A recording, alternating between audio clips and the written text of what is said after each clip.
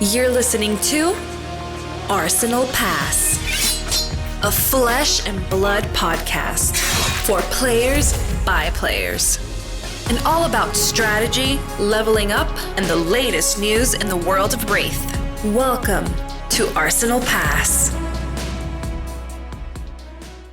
Hello everyone and welcome back to Arsenal Pass, episode 146. This is your Heavy Hitters limited set review. Brendan Patrick over there, Hayden Dale right here. Brendan, what's happening? Nothing much. Was able to catch some of the coverage this weekend. Saw your match versus Viet Fam, it was a good match, to be honest. It was cool watching the coverage. I was happy with Mansan's production, to be honest. It was very critical to have card images, and they were pretty good about it. Because Limited is already a very hard format to watch because you need so much domain knowledge when it comes to cards that you don't really play. And this is that times 100, right? Because we're seeing the cards for the first time. But I was able to learn quite a lot from the matches I did catch. So I think that's really a kudos to Mansan and the production team over there. But how was Queenstown? How was the venue? How was the tournament? Before we get into the heroes and the metagame stuff, just how was the overall experience? Yeah, so for those who are not aware, over the weekend there was the week and the weekend there was the celebrational event, and then the world premiere for Heavy Hitters, which then led into something that LSS have never done before, which is a calling before the set is even released, a limited calling of Heavy Hitters on the Sunday in Queenstown, which, Brendan, you haven't been to Queenstown, right? But it is one of the most beautiful places in definitely New Zealand, if not the world. It's a pretty phenomenal place. I've spent a lot of time there over the years when living in New Zealand, and going back and not having been there in a while, I was like, yeah, this place is still really beautiful. The event itself was great. Friday, got to play the world premiere. Plus, they ran another sealed, I think 2 more sealeds during that day. So people actually got to get some games in before the calling on Saturday. They also were doing like on-demand drafts with Heavy Hitters. You could even get they had a limited amount of prize packs at the prize wall. So after world premiere, a lot of us cashed in our prize tickets for Heavy Hitters boosters so we could play some more sealeds that evening and things like that. So you did get a good opportunity to play a lot of the limited format. I think I did 4 sealed pools and 3 drafts in total. In terms of the calling itself, yeah, great event. I don't know, Brendan, I know you said you saw my game against Viet. That was one of my favorite matches I've played on stream, I think. And yeah, also want to double down on what you said. Shout out to Savage Feats, to Nathan and Ethan for their production. Even just being as a player, like honestly, that's probably the best coverage experience I've had as a player. Like now with the headsets they have and how sort of well-oiled they are in that feature match area in terms of telling you what to do, how quickly to do it, where you are. It felt really easy to play in that feature match area. Also, I love the noise-cancelling headphones. I feel like you just get to zone in on your game and kind of not worry about anything else. But I don't know if you saw, Brendan, I actually managed to go 7-0 in sealed, finish day 1, first seed. So I go 7-0, there's one more round. It was 8 rounds of sealed, then a draft on day 2, and then I cut the top 8. I'm at 7-0. And I look at the number of players and I go, oh, I have 3 win-ins in a row. I just need to win 1 of the next 3 rounds and I'm in. I can't win the last round, I'm still being. I need to win one of the next 3. I can lose the last round though if I win one of the first 3. And Brendan, of course, I did 0-4 from there to finish 7-4. So that's pretty brutal, to be honest. Honestly, my biggest the thought that came to me when I saw that, because I did see it, I was like, I'm really interested to see Hayden's sentiment on the set, because whether it's directly correlated or not, in my opinion, sometimes your evaluations and your likeness or how much you like sets can sometimes be attached to your record. And I was like, there's quite a dichotomy here. He went 7-0, dominated in sealed. Then we have this 0-4. I was like, yeah, is the set going to be good? Is it going to be bad? But I did actually ask you before you hopped on. You said you think it's one of the best limited sets of all time, which I have to almost accuse you of being optimistic. I think I've heard that many, many times from you. But the other times I've said that is before I've gotten to play it. I would say after every pre-release, I've walked away from the sealed format going, yeah, I don't want to play the sealed format at a competitive event. After playing 4 sealed pools, I think the sealed format is good. It still comes with the flaws of sealed in terms of some of the aspects, in terms of, you are at the mercy of what you open. But I think in previous seal formats, we go, okay, pile it up, fatigue it, let's go, right? And that is not an option in this format. Brendan, actually, when I got in last night, I did record a video on like a sealed primer for the weekend. We'll make sure we get that up as well. Just my experiences and learnings, what would draw you to each hero, how you should look to build your seal pool. But, go check that out. But basically, piling high is not good. I had multiple opponents early on who were presenting like 37, 40, I had a 43 card deck presented against me. And there's just too much damage. Like to win that, I think maybe everyone with their first seal pool, you could get away with it and experience people not knowing how to get the best out of the cards. But there's so much synergy and there's so much power. If you saw, I had another match on stream actually against an Olympia player, and I won the die roll, went second, and then I slammed down a 14 damage turn on my turn 1 after he went on turn 0. And I actually 14 or 15. I think my 15 with a mic token trigger that I got to hold over to the next turn. Like it's kind of, there's a lot of damage in this format. And actually, because of the hybrid cards, the 6-pack sealed, actually the power difference, usually, the draft decks are a lot more powerful than the sealed decks. In this format, because of the amount of hybrid cards and the amount of like usable cards you can have, it's pretty similar. The sealed and draft power levels actually pretty similar. So there is a lot of damage. And I think LSS, shout out to the dev team. I think they've taken on the feedback, they've reviewed what's happened in previous sealed and limited formats, and they've balanced a lot better for limited this time, I think. Yeah, for sure. I think the attrition-based sealed stuff is, while it can be skill rewarding, it's ultimately not a fun experience. So I'm happy to see that potentially fall by the wayside. And also, we've seen that those fatigue strategies percolate into draft as well, which is absolutely, it's not ideal. I mean, we'll talk about it potentially. I don't know if you did the math on the defensive value, but like Tales of Aria had one of the lower defensive values of any set, and nevertheless, like Oldhim Fatigue was still it was like this weird deck that could absolutely rear its head if the draft table went the wrong way. If enough people didn't draft Oldhim, there was going to be a 40+ card Oldhim deck there that was going to fatigue you, and there's almost nothing you could do, it felt like.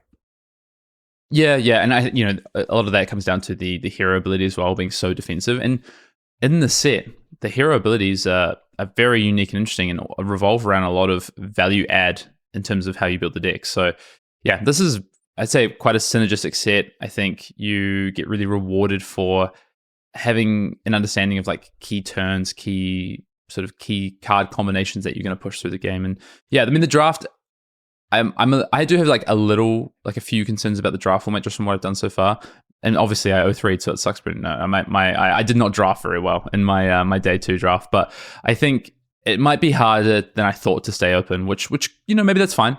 But it does seem a little bit harder than I thought to maybe stay open. So we'll see. But the hybrid cards in all 3 of the wedges, I think, is the biggest upgrade from this limited set.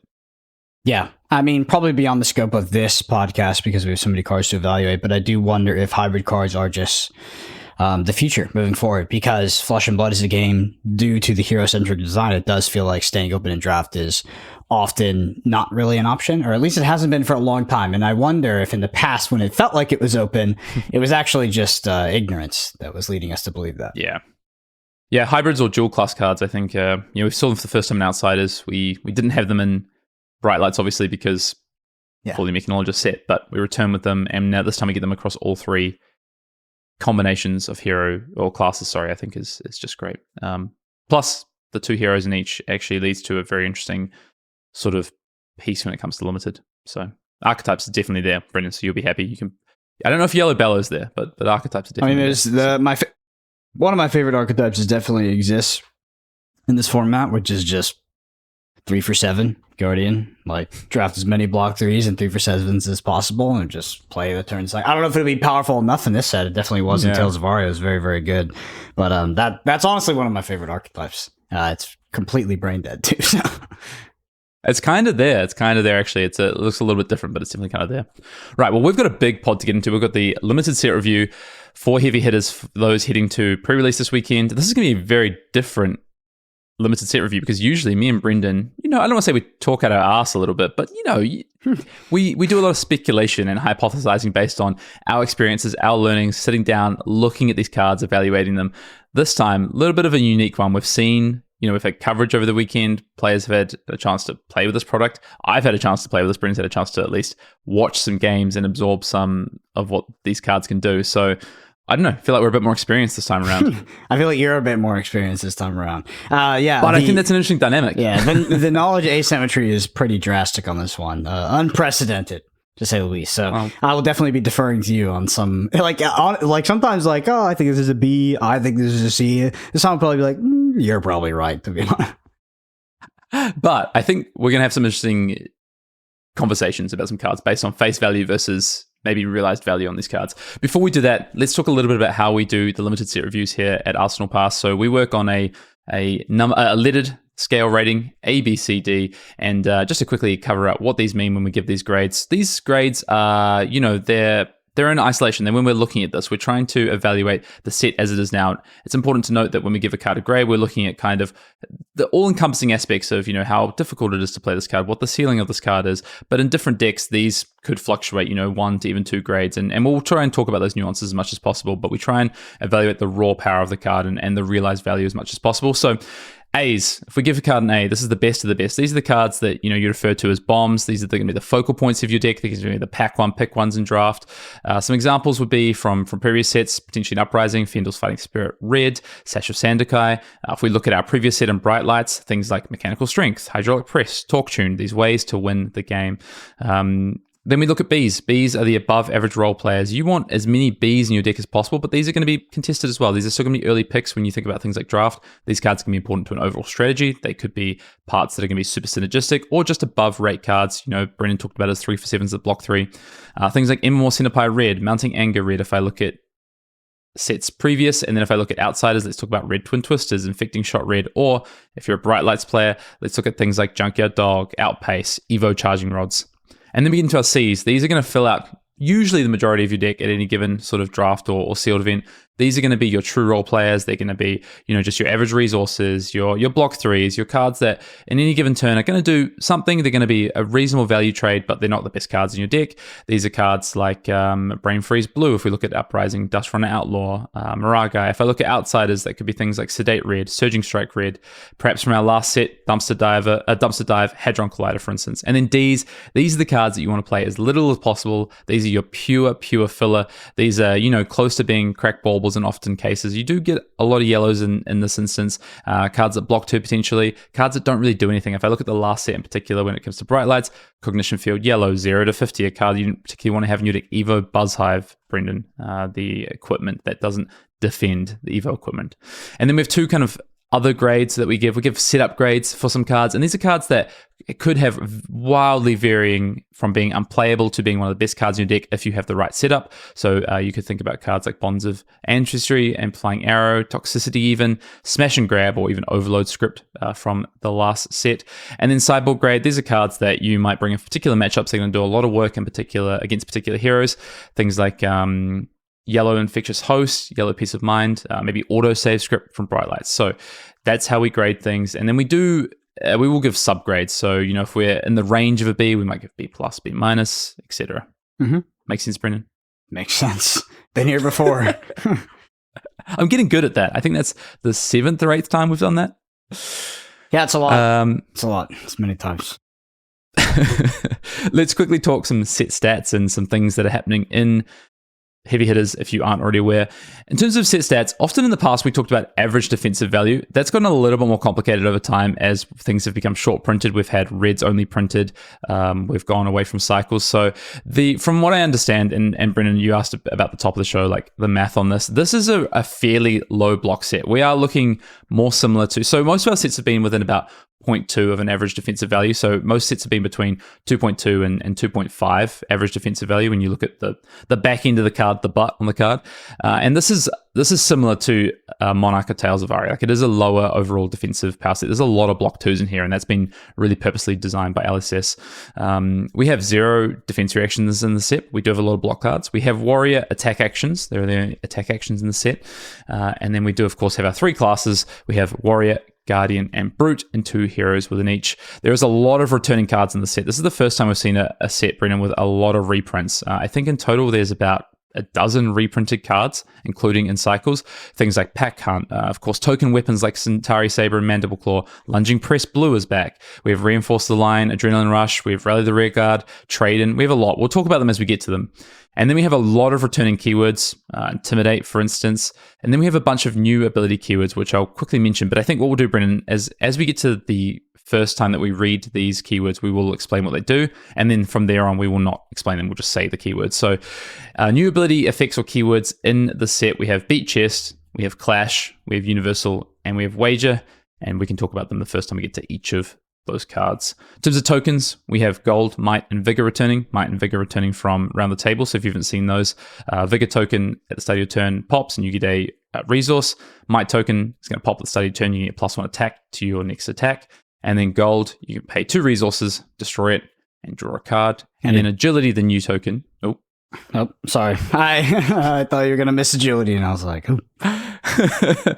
my favorite, personally, Agility. Yeah. Start of your turn, destroy it, and the next attack gets go again this turn. And someone asked me, Nick Butcher asked me a question yesterday before we got on our flight. We were hanging out in Queenstown. He said, what is the value of an Agility token? Vigor, it's obviously a resource. Might is +1 damage.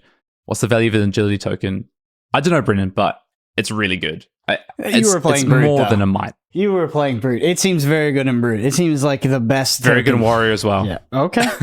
Honestly, I thought in Warrior it might be the worst of all. Well, in Guardian, probably the worst in Guardian, depending how the deck is built. But yeah, it does feel like Agility, from what I saw. Again, I didn't play the set. It did feel like Agility is one of the more powerful tokens you could have. Yeah. It did seem like the Brutes were very much dependent on it. Yes, right now less so, but yeah, definitely KO. You can see KO a lot more in sealed. And in terms of just for an understanding of these tokens, so each of the wedges kind of owns a token. So Agility is owned by the Warrior Brute wedge. So only Warrior Brute cards, apart from the generic block cards, can actually make Agility tokens. And then same with Might on the Brute Guardian side. They make Might tokens, and then Vigor is the Warrior Guardian wedge. So it's important to remember that, because there's some equipment that have effects, which we'll get to if one of those tokens be destroyed this turn, and some heroes are going to basically never make these tokens, so important to remember. All right, give me a break, Brennan. I need a breath. What are we doing first? Where do we always start with these set reviews? Well, the way the cards work, we start with Brute, but I don't know if you want to go over the heroes and the weapons, the token weapons beforehand, just to get some context. So yeah, obviously we have KO and Reinar. Reinar's returning. Reinar says, whenever you discard a card with 6 or more power during your action phase, Intimidate, of course, 20 health for Intellect. Then we have KO. KO says, KO is also 20 health for Intellect, it says you have 1 weapon zone. Attack action cards you own get +1 while they're in any zone other than the combat chain. The first time you discard a card with 6 or more power during each of your action phases, create a Might token. Yeah, just to break those down. From what I saw, at least from the stream, it did seem like KO was the better Brute in sealed. I know a lot of people are playing pre-release this weekend. That was what I took away anecdotally, is that Reinar did not seem the thought I had is, like, if I sit down against a Brute and they flip a Reinar, scared. Present a Reinar, I'm either going to be scared or I'm going to think they're not very good. It's a total bell curve. They're either terrible or they have the most busted deck. It's one or the other. Yeah, KO is a lot easier to get together in the seal format. That first key text of the +1 to all your attacks in any zone other than the combat chain means that you generally win more clashes. You have more effective 6 attacks in your deck. So any trigger that requires you to beat chest, for instance, and discard a 6 attack, or when you draw and discard a card at random from a card like Wild Ride, which gives you go again if you've discarded a card with 6 more power. KO is a lot better at utilizing these cards. You can really, honestly, you can have pretty easily upwards of 19, 20 effective 6 attacks in your deck with KO. Plus, then you have this kind of bad Ira. It's almost like, it's like Ira Light. Create this Might token every time you discard a card with 6 or more power. So you get a little bit of a value added bump out of that. So yeah, KO is the more approachable hero in sealed, I think. And if you have a bunch of insane Intimidates and Bonebreaker Bellows, maybe you play Reinar. Claw, Mandible Claw's back. Token weapon for the set. So each of the heroes have a token weapon. 2 of them returning, 1 of them is new. Mandible Claw is the Brute token weapon that you have access to. And then there's a bunch of rare weapons, which we'll talk about. And if you haven't seen Mandible Claw before, it's a Brute weapon claw, one-hander, attacks for 3, once per turn action, 2 resources attack. And if you've discarded a card with 6 more attack this turn, Mandible Claw attack gets Mandible Claw's attack gets go again. So Rhino can play 2 claws, KO can play 1. But this is very important for being able to push damage and go wide on combat chains, and avoid fatigue like we talked before, utilizing your weapon and going wide with it. Mm-hmm. All right, next up we have the Guardians. We have Betsy and Victor Goldmane. Betsy is 20 life, 4 intellect, and says whenever an attack you control wagers, you may pay 2 resources. If you do, that attack gets +1 power and overpower. Then we have Victor Goldmane, also 20 life, 4 intellect, says the first time each turn you create a gold token from an effect you control, draw a card. The first time each turn you would fail to win a clash. Instead, you may destroy a gold you control. If you do, put one of the revealed cards on the bottom of its owner's deck, then clash again. Talk to me about the dichotomy between these two heroes, because I mostly saw Betsy on stream for the matches that I tuned into. How do they play out in sealed, and how do you think it's different in draft in terms of flexibility? Are they different archetypes? Is one easier than the other, etc.? Yeah, first of all, let's talk wager. So wager, first time seeing this keyword. Wager is when you can decide, you can choose to wager or not wager when you play the attack. And if you do choose to wager, then the wager says when the attack's chain link resolves, if the attack hit, then you create the token that you've wagered, so that you wage gold, might, figure, agility based on what the card says. And if you hit, then you create the token. And if you fail to hit, then the opponent creates the token. So you're effectively, putting up for wager the token relevant to the card that you've played. So, and then Victor's side, gold. Obviously, we already talked about what the gold token is. It's also clash. Oh, clash. Yes, clash. So clash says when you clash, both players reveal the top card of the deck. The player with the highest attack, or that reveals the highest attack, wins the clash and gets the reward.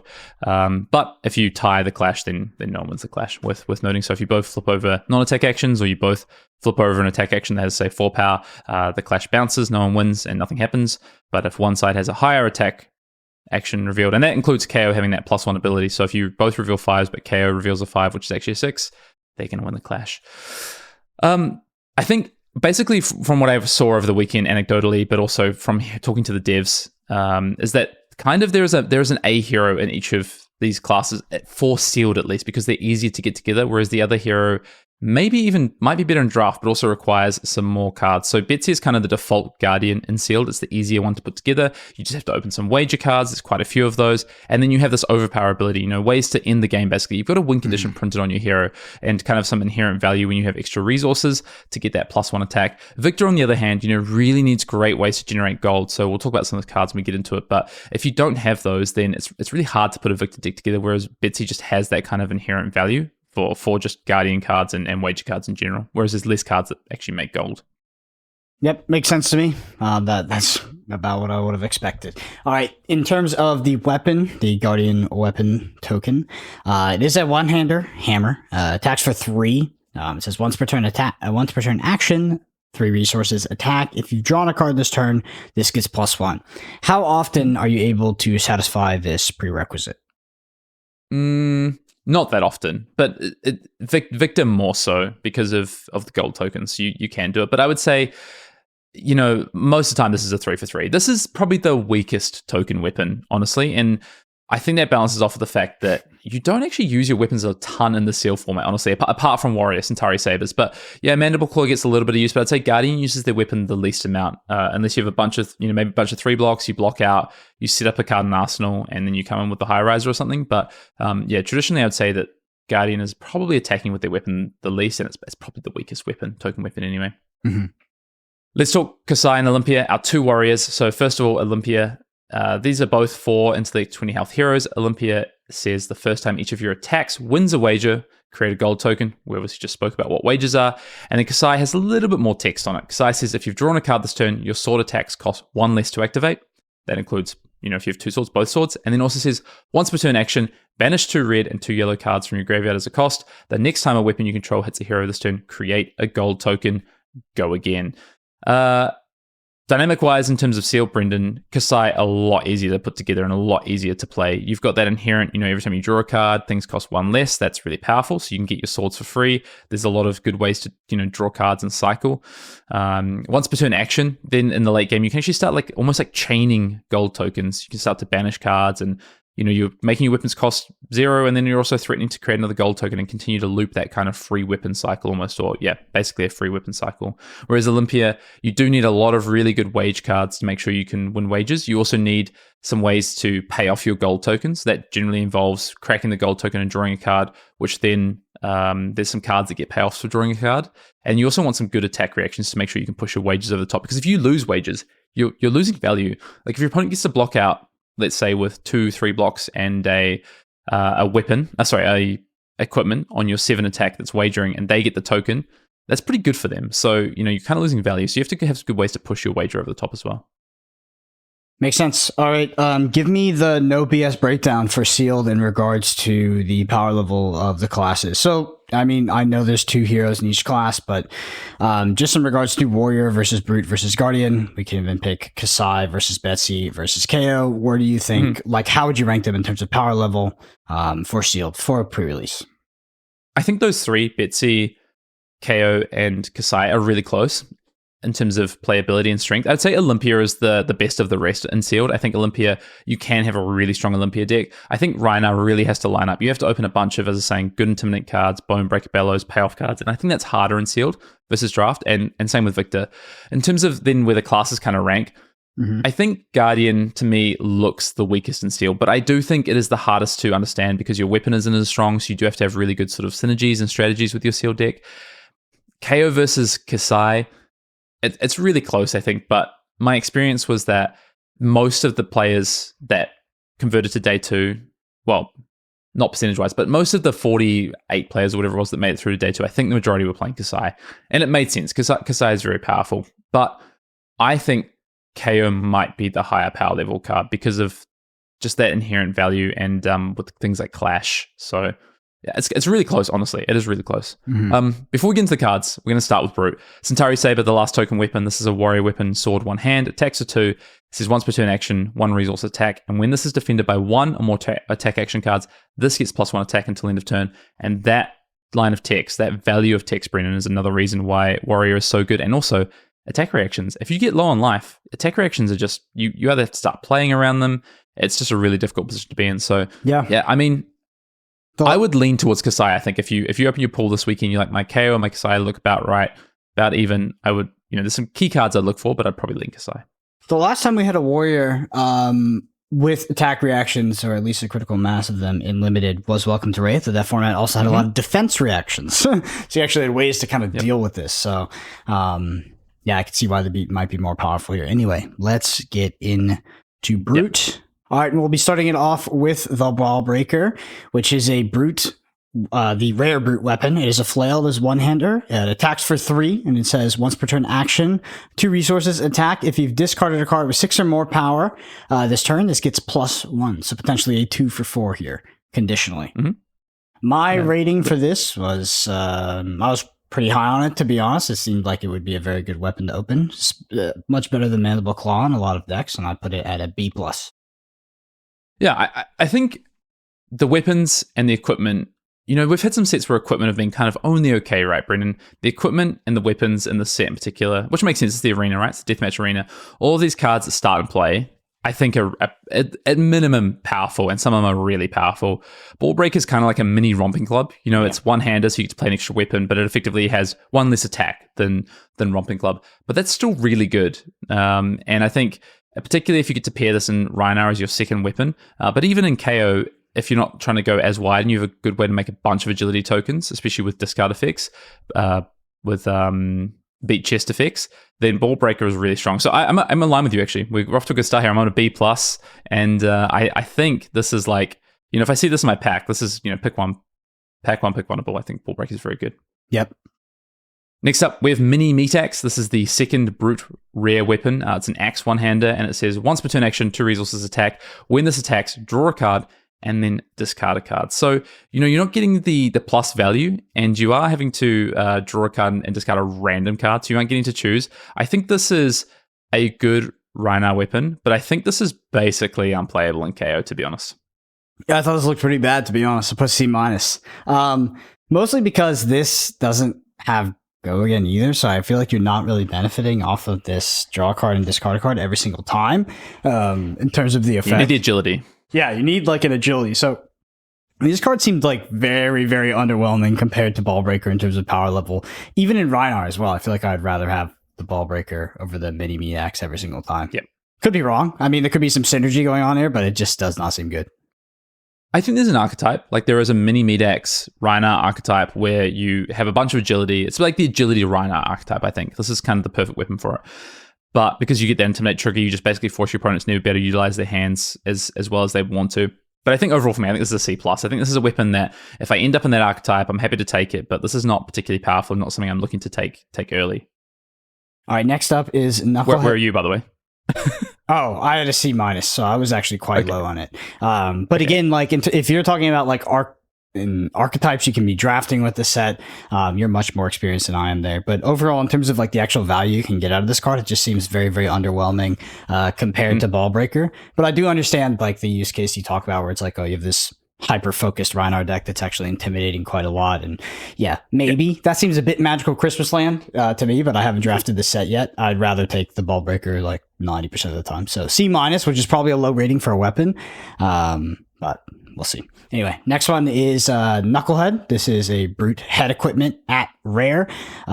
Defense for 2, it's a KO specialization. Says action, destroy this, roll 6-sided die until end of turn. Your base intellect is the number rolled, and it has temper.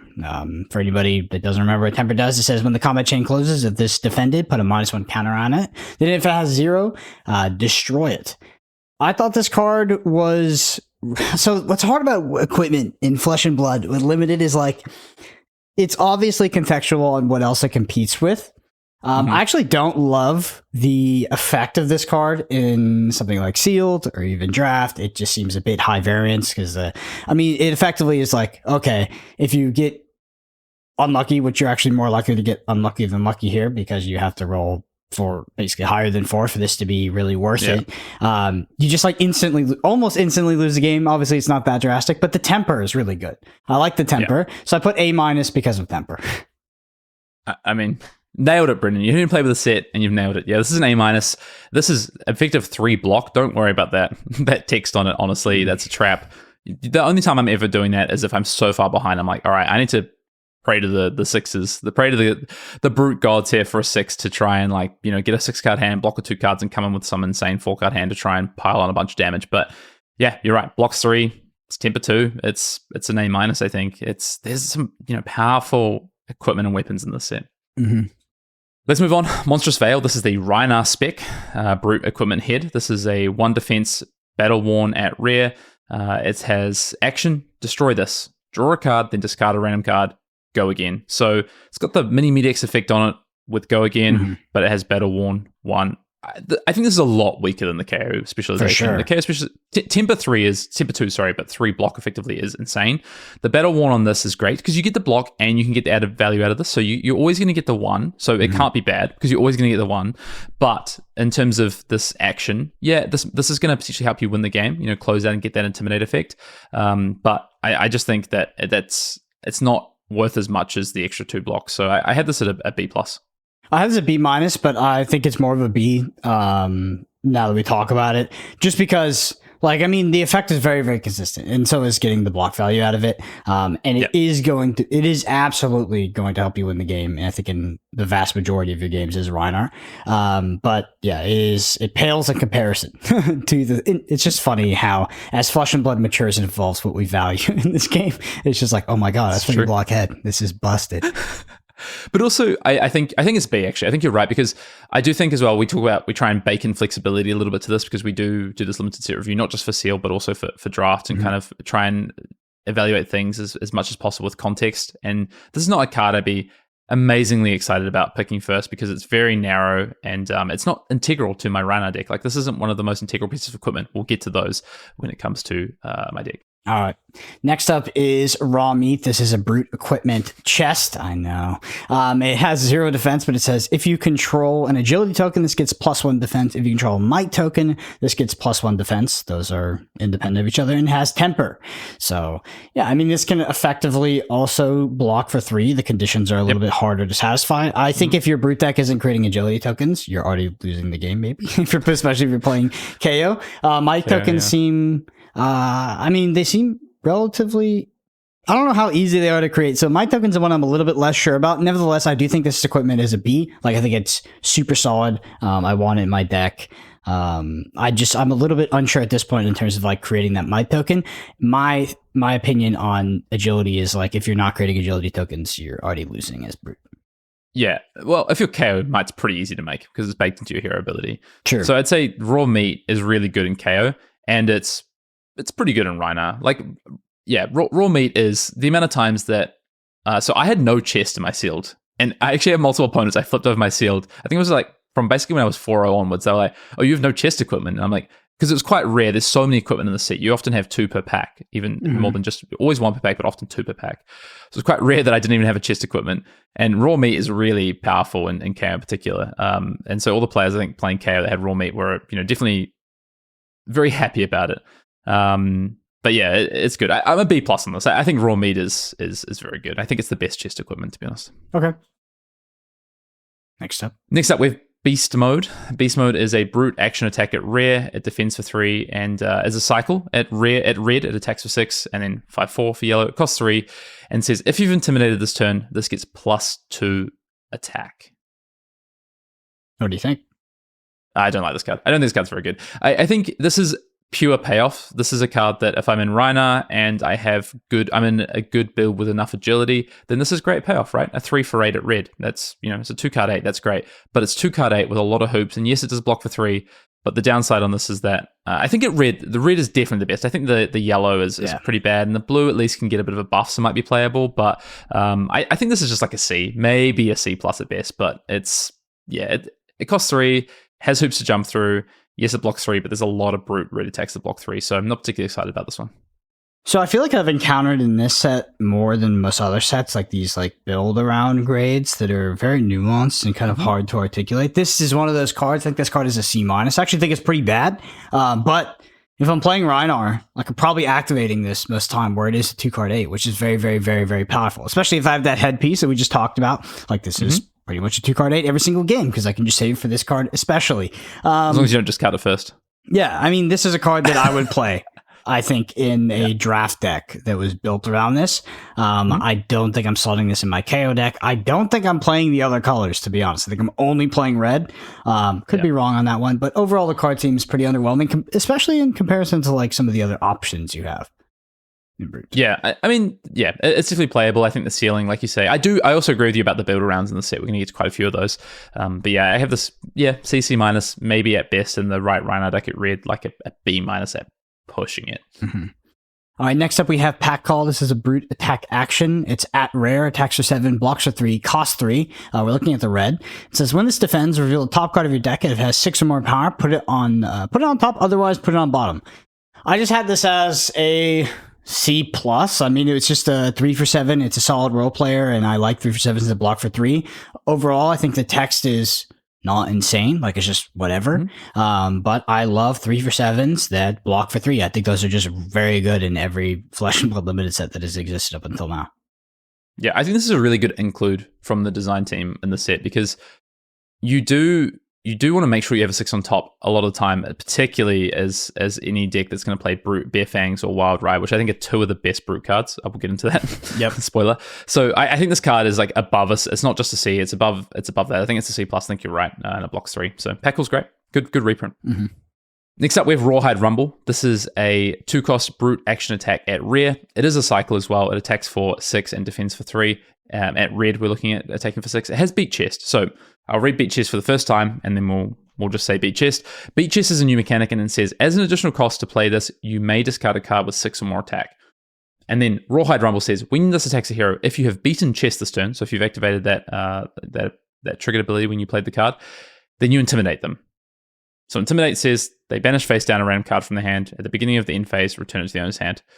So 6 attack, cost 2, has Beat Chest, and the Beat Chest effect is Intimidate, effectively, Brennan. I like this card. I think this card is reasonably good. I have it at like a C plus. Okay, but I think it might be like in the B range in Rhinar. In KO, for instance, this is just a 2-cost 6 attack, but 2-cost attacks are actually pretty good because you have the 1-cost pumps in the set, so you can pair them with them. So and this block 3. So I actually like the 2-cost attacks, and they're actually pretty hard to come by. There's not many for brute 2-cost 6 attacks. So I think Rawhide Rumble is like minimum a C plus, but I think it goes up from there. Yeah, I had C. I just thought this looked like the epitome of a role player to me in the format. But yeah, I do agree with you, and I think it's important to note the 2-cost attacks in terms of how they synergize with the 1-cost pumps. All right, next up is Assault and Battery. It's a brute attack action. At common, attacks for 7, blocks for 3, cost 3. We're looking at the red one. Has beat chest, and this says when this attacks, if you've beaten chest this turn, create an agility token. I have a B minus for this card. Seems really good. I pretty much every card that has agility token on it has a it's a half a letter grade. It's not half a letter grade. Whatever. It's like instead of being a C plus, it's a B minus. Instead of being a B minus, it gets a subgrade bump. Yeah, it gets a subgrade bump. Everything that has agility token. So agility token is something that, like I said, I haven't played the set, but I see as more valuable than a lot of the other tokens, especially might. So I have B minus for the card. Just seems really good. Again, I mean, I said I like 3 for 7 is a block for 3. I mean, this is 3 for 7 blocks for 3 and creates the most valuable token potentially. Yeah. The downside is you have to discard a card to get that token. Yeah, but it's optional, right? Yeah. Beat chest is optional. That's the great thing. It's a you may discard. Beat chest is such a powerful mechanic. Yeah, I'm aligned with you. I think this is C plus into B minus, and I think agility tokens. I said at the top of the show, what's an agility token worth? I think it's worth the most of all the tokens, and I think it looks like on the surface of it, you're like, oh, they priced everything the same, but there's a lot more payoffs for vigor and might, which we'll get into once we get into the Guardian Warrior, but. Yeah, I think I agree with you. Anything with agility. I tell you what, this didn't play as well as I thought. At first I was like, wow, this is like a straight B. This card's going to be so good. And then as I played with it, I was like, actually, you don't want to trigger it. The agility token, it's probably not worth a full card, which you have to give up with beat chest. Obviously, you do get the might token back if you're KO, intimidate trigger if you're Rhinar. But yeah, I think B minus, I think is a good place to sit. All right, next up, we have Bare Fangs. This is a brute action attack. As it is a cycle, we are looking at red. Red attacks for 6. All of them block for nothing, Brendan. Not 0, nothing. So important to note. And Bare Fangs cost 2. It says, when this attacks, draw a card, then discard a random card. If a card with 6 or more attack is discarded this way, it gets +2. Yep. Okay. I just had a B. All right. I'll stake my claim. I have an A minus on this card. Okay, that's high. I think this is maybe the second best card in Brute in the common rare slot. So it costs 2, which I said before, I think is there's only a few cards that cost 2 and pair well with your pumps, but also the cost structure of being able to attack with claws or other attacks with agility tokens. 2 is actually quite important. But the other thing as well is that in KO, this is so easy to almost always guarantee this is going to be coming in for 8. And 2-card 8 that costs 2 and gets you a resource to use on other things, I think is just kind of insane. So I think this is really powerful. I have this at an A minus. It might be a B plus. I might be overrating this. I did lean towards more Brute over the weekend, naturally, right? But this was the card that probably impressed me the most across both heroes. Either you get the Intimidate trigger as Rhinar, or in KO, this is just so easy to trigger. So this is powerful. But that's at red. At yellow and blue, I think this is a lot worse. I think this is like C's. All right, next up we have... Blue might even be unplayable. Sorry. Okay. Next up we have Pack-Hound, brute attack action. Attacks for 6, blocks for 3. It's at common. Cost 2. We're looking at the red. It says when this attacks, intimidate. I had a C for this card. This just looks like a total role player to me. I don't know if you have anything different. Maybe it's better in one or the other in terms of heroes, but yeah, it just looked like just kind of filler. I have B minus. Intimidate is quite powerful. I didn't realize how powerful Intimidate is because of, especially in sealed, it's quite hard to use your hand as efficiently as I thought it might be. There's a lot of block 2s. So if you intimidate out your opponent's block 3s, and they're stuck with so let's say they had a blue block 3 versus a blue block 2, right? And they're going to block with one of them this turn. And you intimidate the block 3 away and they have to block with the block 2. Well, you've just gained a point of value on that. Your Intimidate has been worth a full point of damage. Now you're looking at a 2 cost coming in for 7 effectively, because they still have to play the same turn they were going to, but they block with their 2 block. I think that's really strong. Also, again, this is the last of we have one more 2 attack after this. Actually, it's a lie. We have 2 more 2 attacks, 2 cost attacks, but they are important. You do need them. So I have B minus on this one, but I actually I really look for this card in draft, I think, because I want it in both decks, but I think this is a powerhouse in Rhinar particularly. Sounds good. Next up, we have Pound Town. This is a brute action attack at common. Cost 3. It is again a cycle. We're looking at the red, attacks for 7, defense for 3. It has beat chest and says when this attacks, if you've beaten chest this turn, create a might token, Brendan. Yeah, I have a C+. So the one that creates an agility token was a B- for me. This one's going to be a C+, just because I think that the agility token is more powerful, but I love 3 for 7s and block for 3, which I know I've said already 4 times in this podcast. Yeah, I think I have the red at a C, and then the blue and yellow probably, maybe the red C+, maybe I align with you on that one. The might token, so effectively because of Chaos ability, you're going to create 2 might tokens when you trigger this ability. But you know what? I almost think the agility is worth like almost a full grade higher. So I think maybe I'm just at a C on this, to be honest. This is the card. This is like one of the brute cards I'm least excited about, honestly. Interesting. All right. And speaking of cards I'm least excited about, the next one is Wild Ride. It's a brute attack action. Attacks for 6, blocks for 0, costs 2. We're looking at the red. It says when this attacks, draw a card, then discard a random card. If card is 6 or more, attack is discarded this way. Let's just go again. Yeah, I had a D on this. I just felt like the lack of defense felt. No, I'm kidding. I had an A minus, an A- for Wild Ride. Honestly, if you watch the stream and you watch any brutes play, for any amount of time, you would have seen that the sort of inflection point of most games was determined the catalyst. It was Wild Ride. It's just like the commentators were also definitely hyping it up, but yeah, Wild Ride seemed to be the card for facilitating big turns. Yeah, my pick one in my draft was red Wild Ride. Makes sense. I think I'm at A-, so I think this is. I really like Bear Fangs. I think Wild Ride is slightly more important as particularly in KO, but I think pick one. I think Wild Ride is the higher upside card. This is going to turn on the claws. This is going to allow you to do the big double turns. This is going to get you a might token as well. I mean, minimum. This is the crazy thing. You look at KO, right? This is why KO is so powerful. This is already a 2 for 7 with potential go again. That is really powerful. Like because of the KO ability, anytime you draw and discard, usually you're just flat netting the value, but KO is always netting you 1 damage. That's why I think Bear Fangs and Wild Ride are so powerful, in particular because of this. You get the card back that you discard. So yeah, A-. Bone Breaker Bellow. This is a brute non-attack action. It is a cycle. We're looking at the red here. Defense for 3, has beat chest. It costs 1 and says your next brute attack this turn gets +3 attack. If you've beaten chest this turn, instead it gets +5 attack. Go again. So basically, if you beat chest, you're going to get an additional +2 attack on this.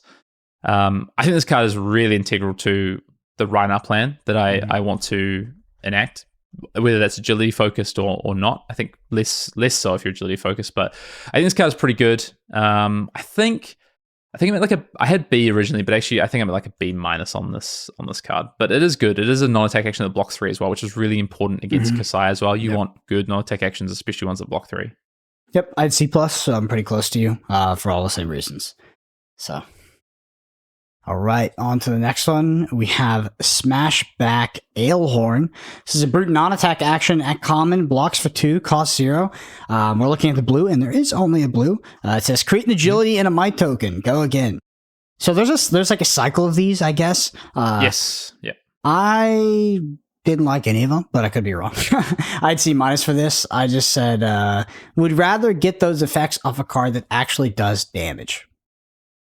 Yeah, that is true. So if you're playing KO, you'd much rather have the wind up, the agility wind up, because it's a 6 attack, and when you discard it, which is its ability, we'll get to the card.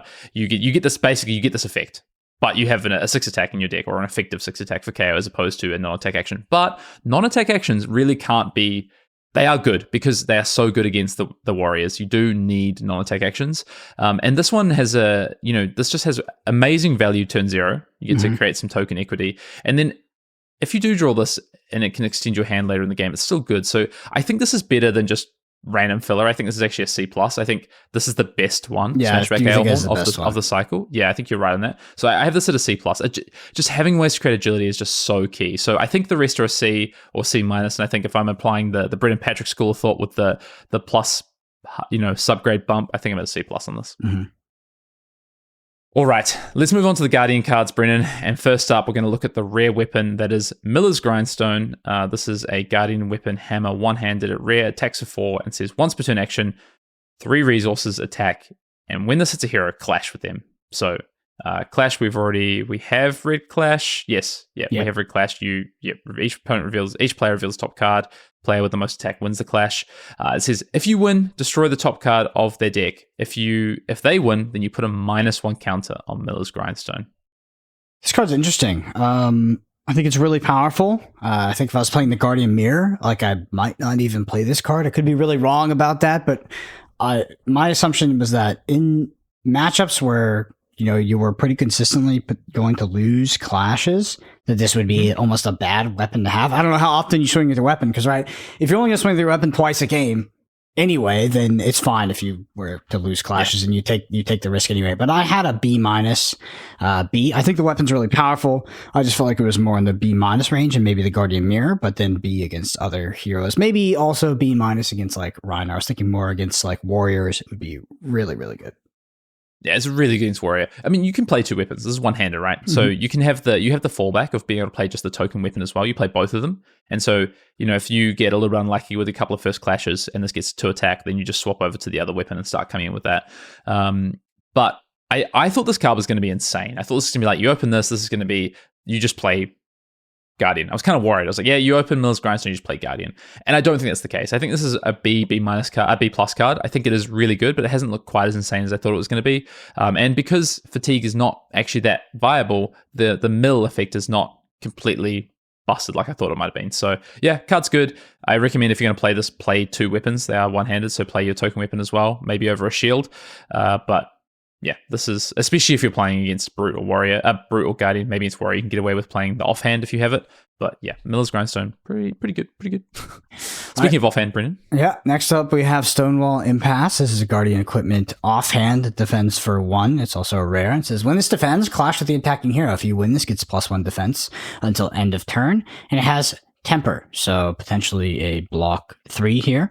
I just wrote, like, it does compete with something but it competes with like effectively Iron Rod, I believe, if I remember correctly, with the other shield. Yeah, best. Yeah, so or a second weapon. I said it was just an A, to be honest. Like, it just seemed really good. I could be wrong. I mean, it just felt like it didn't really compete with anything.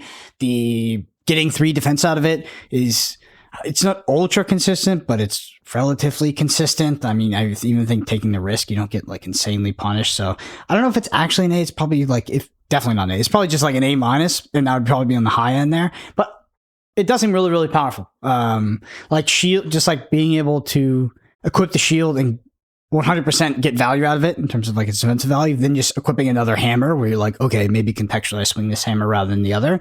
I feel like it's really good. So A- for me. Yeah, I think you're right. I think the fact that this basically doesn't compete with anything unless you've got maybe the Miller's Grindstone and wanting to play two weapons. Yeah, like there is the offhand that blocks 1 if you're on lower life. But yeah, I do think this is super powerful. Maybe I was jaded because every time my opponent blocked with this, I won the clash.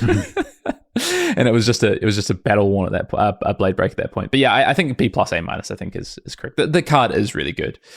Next up, we have Golden Glare. This is the Victor Specialization equipment. It is a Guardian equipment head at rare. It defends for 2. It has blade break and says when this defends together with 2 or more yellow cards, create a gold token. You really want ways to create gold tokens. You really need them. So effectively, this says create a gold token, but also draw a card because that is what Victor does with your effects. Creates when you create a gold with the effect you control, you do draw a card. So I think this like minimum has to be in the B ranges. I do think this is maybe the weakest of the head equipment, except for maybe Rhina of the spec equipment. But it is still really good, and being able to create a gold token is important. But you do have to block with 2 yellow cards, and honestly, you don't want that many yellow cards in your Victor deck. It's not like Kasai where you're like, yeah, I do want to make sure I've probably got at least 6 so I can trigger the ability. So I don't know. I have this at a B+. Oh, that is C-. I don't know. Like, I think it's still a blade break too. Yeah, it's still blade break too. But like, yeah. So it's probably not C. But the hoops are significant. Like, not only do I have to have bad cards in my deck with yellows, but I also have to block with 2 of them plus this together with those. Like, that's blocking for like minimum 6, maybe 7 or 8. Yeah, it's like blocking with 3 cards. I mean, this one starts in play, stays in play, but 2 cards plus this. I just hated the hoops he had to jump through. As a blade break 2, I guess it already takes it up to like a C plus. I mean, it just depends on what it competes with. It's just like an unconditional block 2 blade break, so that's good. I just hate the hoops you have to jump through for this. So it's highly contextual. I haven't played any Victor myself, so I could be ignorant in that sense. But overall, I haven't really either. I just don't like. I just don't. I'm gonna play it to block for 2, but I don't like it outside of that. Yep. Do you want to read War and Peace, the next card? Yeah, good time. How do you even say that word? Chapeau. All right, Guardian Equipment Head blocks for 2 at rare and says it's a Betsy specialization. Action, destroy a gold you control. Your next attack this turn gets, when this attacks a hero, wager a might and a vigor token with them. Go again. It has temper. I had B plus for this. Just seems extremely powerful. The question is, how do you get that gold token as Betsy? But yeah, I mean, I would love the ability to destroy this on-demand wager, because like honestly, most of those wagers as Betsy, it feels like if you're popping this prior to wagering, you're almost going to win, like you're guaranteed going to win that. So it's like an on-demand. Just feels really, really strong. B plus could honestly be a low grade. I think they got the rarity wrong on this. I think Should they be meant to put the majestic. legend. Yeah. They should have been legendary. I think they put the wrong. I think this is A plus. I think this card is Yeah, I can see that. insane. I can see that. Every time I saw someone playing with it, I was just like, that card is so busted. Because, okay, first of all, what is one of the challenges with Betsy is making sure that you have enough wagers. Well, this creates the wager for you by destroying the gold, and it's repeatable. It's a repeatable effect with temper too. Like it's so good. And then also, not only that, like there is really good ways for Betsy that Betsy wants to play to make gold tokens. You've got Money Where Your Mouth Is, which is a non-attack action that lets you wage gold. You've got Wage Gold, the card itself. And also, if your opponent ever wages gold and you win, so they play anything like Test of Strength in the deck, also you can play Test of Strength in your deck, and you're playing Guardian. Test of Strength is the block card that clashes for a gold. Then you create the gold. I just think you get this off twice. It's insane. You get this off 3 times. It's just crazy, close to broken, and then also has temper too. I think this is the best equipment in the set, and I think maybe the best card in the set. Like this feels like a legendary power level to me, honestly. Yeah, so I read it wrong. Actually, I read it as like the action you had to destroy this and the gold token. No, just the gold. So if you had to destroy this and the gold token, it would have been a B plus for me. Okay, it's Sure. Yeah, it's clearly I think an A to A plus. I mean, this is ridiculous. This reminds me of Deep Blue. To be honest, it's just a massive outlier in terms of the equipment. That's wild. Wow. Yeah. And Deep Blue was put a card in the bottom of your deck to get 3 resources. Yeah, Didn't block. and it was generic. Yeah, this card's insane, honestly. The only thing that hurts us is that it's a Bitsy specialization. But Yeah, honestly, it just I looks, think it's an A plus. just looks like a mistake. It's wild. Yeah, I completely read this wrong. I read this that you had to destroy this and the gold token. I was like, wow, it's a B plus. Like threat of activation, you get the block value, then you destroy it. But wow, it's way better than I thought. That's crazy. I honestly feel like this is like one of the main reasons to play Betsy. This card seems 100%. insane. Yeah, wow. I think all the specs are, honestly, the Majestic and the rare specs. Mhm. Next up, I think it's you. we got Stand Ground. This is a Guardian Equipment legs at common. It says it's the same as the raw meat cycle. So there is a cycle of all these for each hero, but this is Guardian Equipment legs. It says if you control a might token, this gets +1 defense. If you control a vigor token, this gets +1 defense. So 2 separate lines, and it has temper. So you can potentially get 3 block out of this. I would say this is the second hardest to trigger reliably.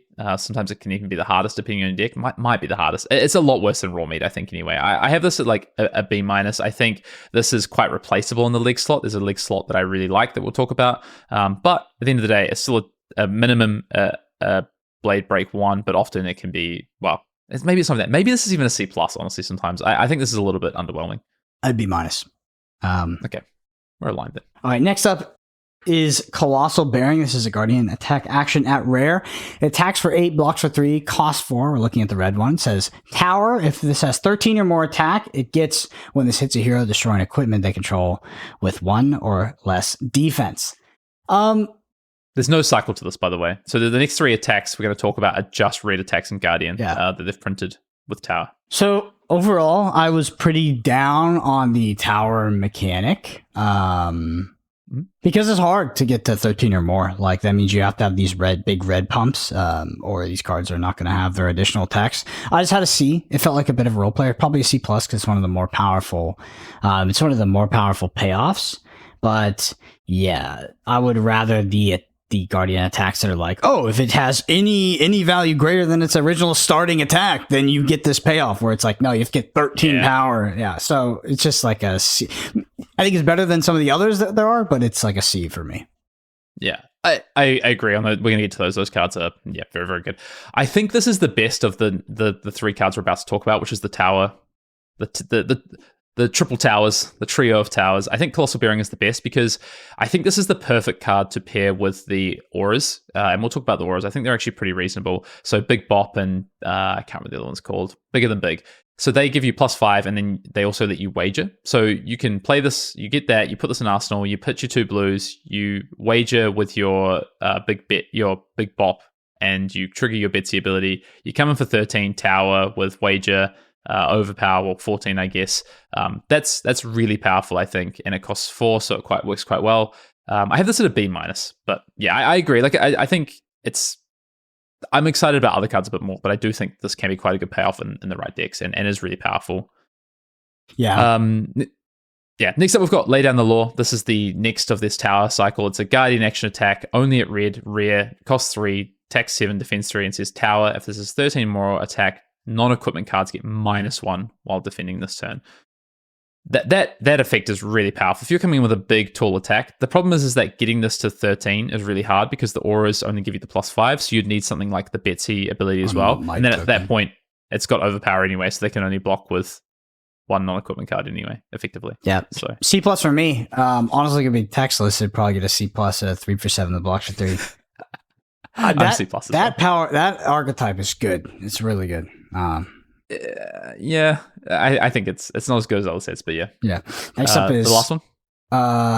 Yep, the last one. Smack of Reality. This is a Guardian attack action at rare. Attacks for 9, blocks for 3, costs 5. We're looking at the red tower. If this is 13 or more power, it gets, when this hits a hero, destroy all aura tokens they control. Just a C for me. Like, I'm really not compelled by this. So I understand that because it's 9, it's like, oh, it's easier to hit 13. It's like, well, you'd probably just rather have the red pump anyway, which is taking your 8 to 13. So I don't think that makes a huge difference. I mean, if you're not getting Vigor tokens, 4 and 5 are similar costs, so you are getting more attack.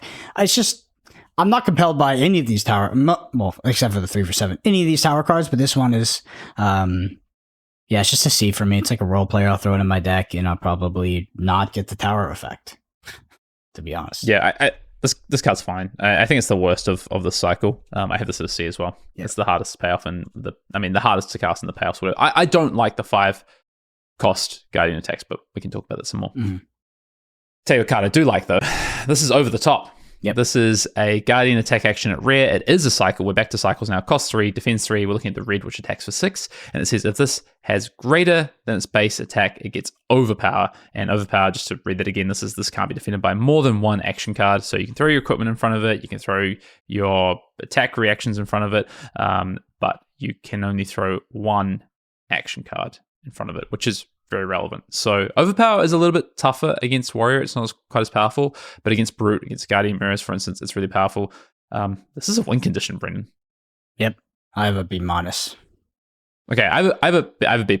I think. I actually think to start with, I was like, oh, this is in like an A maybe even, but there is still a reasonable number of ways to stop overpower. You do have the block cards as well.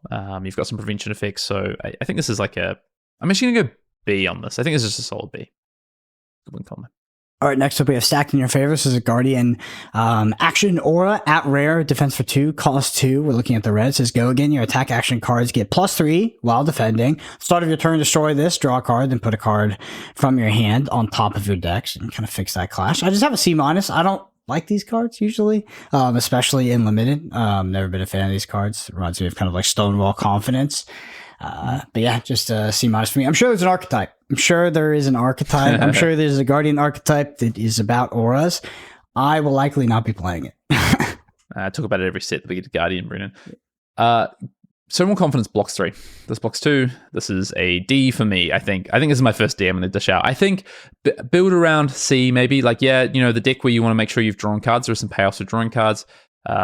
There is some things you want to fix with Clash, potentially, if you're going to Clash that turn. But yeah, most of the clashes on defense anyway. I think this is like a D for me. I don't like this card. I don't want it on my deck most of the time because to get my value back on this. So to get basically, but to turn this into a 2 for 6, a 2-card 6, then I need to block with 2 cards on my next turn to get that +6 defense, and that's not always going to be what I want to do, or even be that easy to do. So yeah, I'm in a D range, honestly. I don't want it. Next up, Command Respect. This is a Guardian attack action at common, defends for 3, costs 3, and we're looking at the red of the cycle, which attacks for 6. It says when this is a hero, if this has greater attack than its base, destroy a card in their arsenal. So this is the same as over the top in terms of effect, but this one destroys a card in arsenal. B minus. B minus for me as well. I think it's not as good as the overpower overall, but yeah. Yep. Okay, well, let's talk about Command Respect on steroids. So we have Concuss, which is a Guardian attack action. At common, attacks for 6, blocks for 3, costs 3. We're looking at the red. It says when this hits a hero, if it has greater attack than its base, they discard a card. I have a B for this, and I think I shot a bit low. I think a B+. Yeah.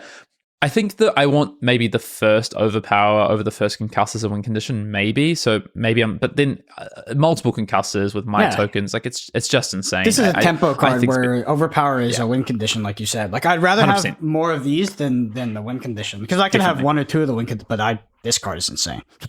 Yeah, like, you know, let me create a might token every turn and then play something like this. So I'll pair this with one of the auras or something. So yeah, B+ for me as well. I think this card is really good. I think this card is like constructed playable. Like this is pretty frequently it's like threatening a 2-card 9.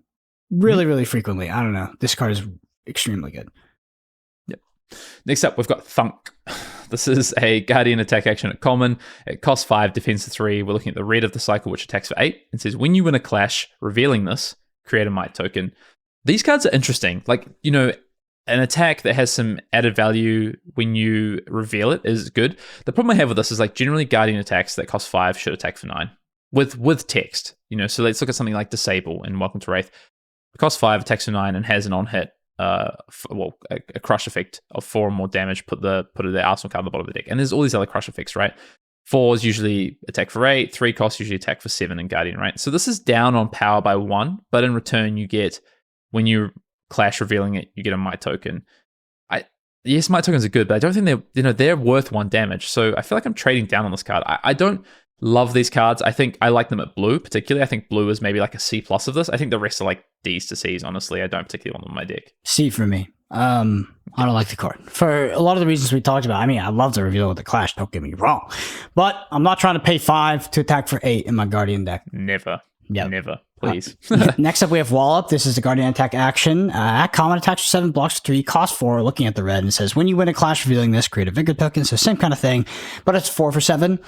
This is also C for me. I mean, it's hard for me to really want cards like this in my deck. There is if 4 or 5, they're just tough. And like you said, they're under rate. They're -1 attack than their usual rate, and that's with text. So I'm not a huge fan of these cards. C. Yeah, I think Vigor's worse than Might. I think this has less attack, so it's worse at blue. And I want these blues because they help me win clashes and they block for 3. So I think this is like a C, and then the rest are like, again, a D+, C- at yellow and red. I don't want them. So I don't know how much people are smoking the copium on Vigor too, with like 4 cost attacks. So like, I'll have a Vigor token with my 4 cost attack, and then all 2 cards. I love it. I'll have a Vigor token, and then I can play my 4 cost attack, and I do 2 card 7. It's like, you jump through all those hoops to 2 card 7. It's like not great. Yeah. Yeah, there are some 4 attacks that are better than that, but yeah, that's the problem, because you have to put those in your deck, and then it's not great. All right, Big Bop. This is a Guardian action aura at common. It is a cycle. It defends for 2 and costs 3, and it says at the start of your turn, destroy this. Then your next Guardian attack this turn gets +5 attack, and when this attacks a hero, you may wager a Vigor token with them. So yellow's +4, blue's +3 attack. Big Bop. I like some number of these in my Guardian deck, particularly for Betsy. This creates a wage attack for you. It turns other attacks into wage attacks. Pair something like this with something like the overpower that we saw before to create, this effect. Well, actually, never mind. You get overpower of Betsy, so don't need to necessarily do that. But if you can't pay for the overpower, then you can do something like that on. But then you pair this with something like Concuss, and you get the overpower, you trigger it. Like, you can do some insane stuff off 3-card hands with those 3 for 6s, some dirty stuff. So I think you do want a couple of these in your deck. I think the first one is more valuable, and then they kind of lose value. And I think probably what I want is like 1 to 2 red, and then like 1 to 2 blue max in my Betsy deck with the right pairing. So I have this like a C, honestly. I have a C minus. I have a C minus. I don't like these cards. Like they don't have go again, so it's like a massive tempo loss a lot of the time. They have a lot of flexibility. They're fine. Like I think you said, like one is like way better than having multiple copies a lot of the time. I just don't want a critical mass of these in my deck. They block for 2. Non-attack actions are reasonable in terms of blocking warriors, but ultimately, like the Guardian turn I don't want to have is me blocking with 2 cards. My opponent's turn, they're going to my turn and being like, okay, play Big Bob, pass. I just don't want to be doing that most of the time, especially against some of these more explosive decks. So it's a C minus for me, but I've always been down on cards like this. Always. So yeah, I have a bit of a bias. Yeah, I would say my experience so far is that these have been better than they have in other sets before. This is because it's quite hard to use your whole hand effectively all the time, but and you have a lot of block 3s in Guardian, block out 2 cards, play this set up, like and then you force your opponent to come back with their 4 or 5 card hand, and it's like they can't always do that, honestly, unless they're making a million agility tokens. But you can just wait until they don't have the agility token and then do this. So I think it's pretty good. I think it's next up's bigger than big. Yeah, I think it's me bigger than big. Guardian Action Aura. At common again, blocks for 2, cost 3, you're looking at the red. It says at the start of your turn, destroy this, then the next Guardian attack. This turn gets +5. When this attacks a hero, you may wager a might token with them. So very similar, obviously, except you're wagering a might over a vigor. And, Hayden, I'm in a similar school of thought as you, to where I thought that was better than vigor. So I put a C for this. The other one was a C minus. This one's a C. I think, I have C plus for this. I think I'm just a half grade up as well. But same thing. But we're congruent in terms of valuing tokens, I think. Yes, I think so. So far. We'll have to see. We have to play some games and find out. All right, last Guardian card is Paint of Strong and Stout. This is the blue non-attack action for Guardian. We saw the brute one earlier, the Smashback Alehorn. It is a 2 defense common Guardian non-attack action that costs 0. It says create a might token and a vigor token. Go again. It has no cycle. I think this is the worst one because it doesn't create an agility, so I think this is a C minus. I also have C minus. Not much to talk about for me. All right. Warrior? Let's move on to the warrior cards. Into the weapon, which is Hot Streak. Warrior weapon, one-handed. At rare, attacks for 2. It says once per turn action, 1 resource attack. When this is defended by 1 or more attack action cards, Hawk Streak's attacks get go again this turn. How does that work with double? Like 2 Hawk Streaks? No, not the good way. Not the good way. Okay. It sees the unique token, the unique card rather. So I said B plus. Yeah, it just seems very, very powerful. Is it better in one warrior than the other? I mean, it might be slightly better, and because no, this card's just insane. Honestly, I have this as an A. Okay. I think the threatening go again. There's not that many non-attack actions and things like brute or guardian. You're gonna have a lot more attacks to defend with. It's really hard to. Like obviously there's agility, but so you can do things like have your agility come in with your Centauri Saber and then come in with Hot Streak afterwards, and it's like, okay, do I block this? And is their card in their hand like just a card they're going to arsenal, or is it going to be another attack they're going to come in with afterwards? It's really tough to know. And then in the late game, when you're really grinding out and you're playing 1 or 2 card hands into each other, and they can't make agility tokens anymore, while they're still threatening Hot Streak with go again to potentially come in with a 2 attack turn. So I have this at an A. I think this is like this might be I think this might be the best weapon of the rare weapon cycle. I think Hot Streak is the best weapon of the rare weapons. All right. Next up we have I got you. Next up we have Pari Blade. This is a warrior weapon, one-hander. At rare, again, attacks for 2, blocks for 0. A weapon that blocks. Once per turn action, 1 resource attack, and then it says this gets +2 while defending a weapon attack, and it has Blade Break. I had a B-. I thought it was not as good as Hot Streak, but I thought it could be good being paired with Hot Streak because Hot Streak doesn't work the good way, like you said. Seems very, very powerful, but is not going to carry you like Hot Streak will.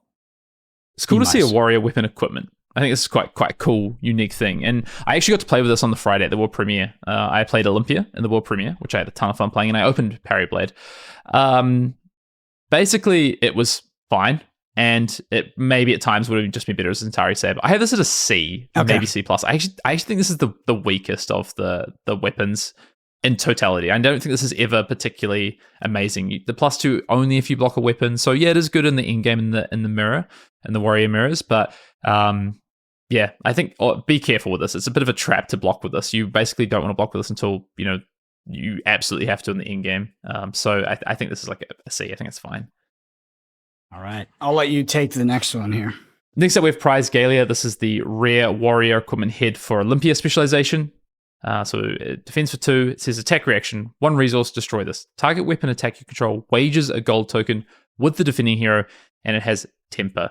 So 2 block temper and this attack reaction that costs 1 resource, and you can wager a gold token. So you can basically almost guarantee this, right? You can wait till they don't block, and as the attack reaction, you can wager. Now, if there's something like reinforce the line or damage prevention, which we'll get into, then they can blow this out.